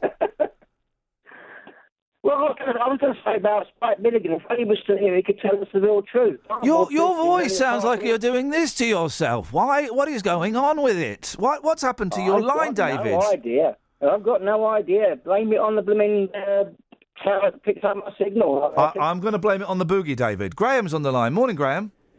Morning. What you got for us? I just want to say that how much I love Wibbly Wobbly Lane. Now, is the Wibbly Wobbly Lane, is this a real place? Of course it is. Carter's Lane. I just think... Formerly known as Carter's Lane. I took a picture of it from a friend once who lives in Newcastle. Oh, do you know what? I've seen that picture. Yeah, that picture, a picture was doing the rounds a few weeks ago. Yeah, I mean, why would you... Wibbly Wobbly Lane, it's a cracking name. It is. It's gorgeous, isn't it? It's in between Hitchin and Luton. Is Wibbly Wobbly Lane bigger than you expected? You know what? It's smaller than I expected. Oh. It's tiny. Most things are. They are, aren't they? Well, that's a great way to end the show. It's been a great show, Ian. Well, maybe not. Yeah, I can't disagree with you today. Great, I cannot disagree with you. We got through it. That's the main thing. I'm going to have a very long lie down in a darkened room and consider all possibilities. Right, let's have a little bit of Trav. Travel news for beds, cards and bugs. BBC Three Counties Radio. There are delays on the M25 clockwise because of an accident at junction 25 for Enfield. It's starting to be cleared away. It's between a truck and a lorry. The lorry does look like it's gone, but it's still causing some queues. The truck's still partially blocking the lane for the exit Slip Road. On the A1M, it's slow southbound from junction 2 for Welham Green towards the M25 at South Mims, and the M1 is busy southbound between junction 10 for Luton Airport and 9 for Redbourne. On the A505 eastbound in Hitchin is very busy, approaching Parkway from Wibbly Wobbly Lane. And in Puckeridge on Standon Hill, that's looking really slow now between the Puckeridge roundabout and Bishop Stortford because of people leaving the Standon Calling Festival. In St Albans on the North Orbital Road, that's slow too between the Park Street roundabout and London Coney roundabout and the roadworks. Samantha Bruff, BBC Three Counties Radio. Thank you very much indeed, Sammy. Thank you very much indeed. That's it, guys. That's your lot. Don't forget, there is a podcast out. If you want to get it, go to iTunes and type in Iain Lee, L-E-E, and it'll pop up. We'll be back tomorrow at 6. Until then, from us, ta-ta.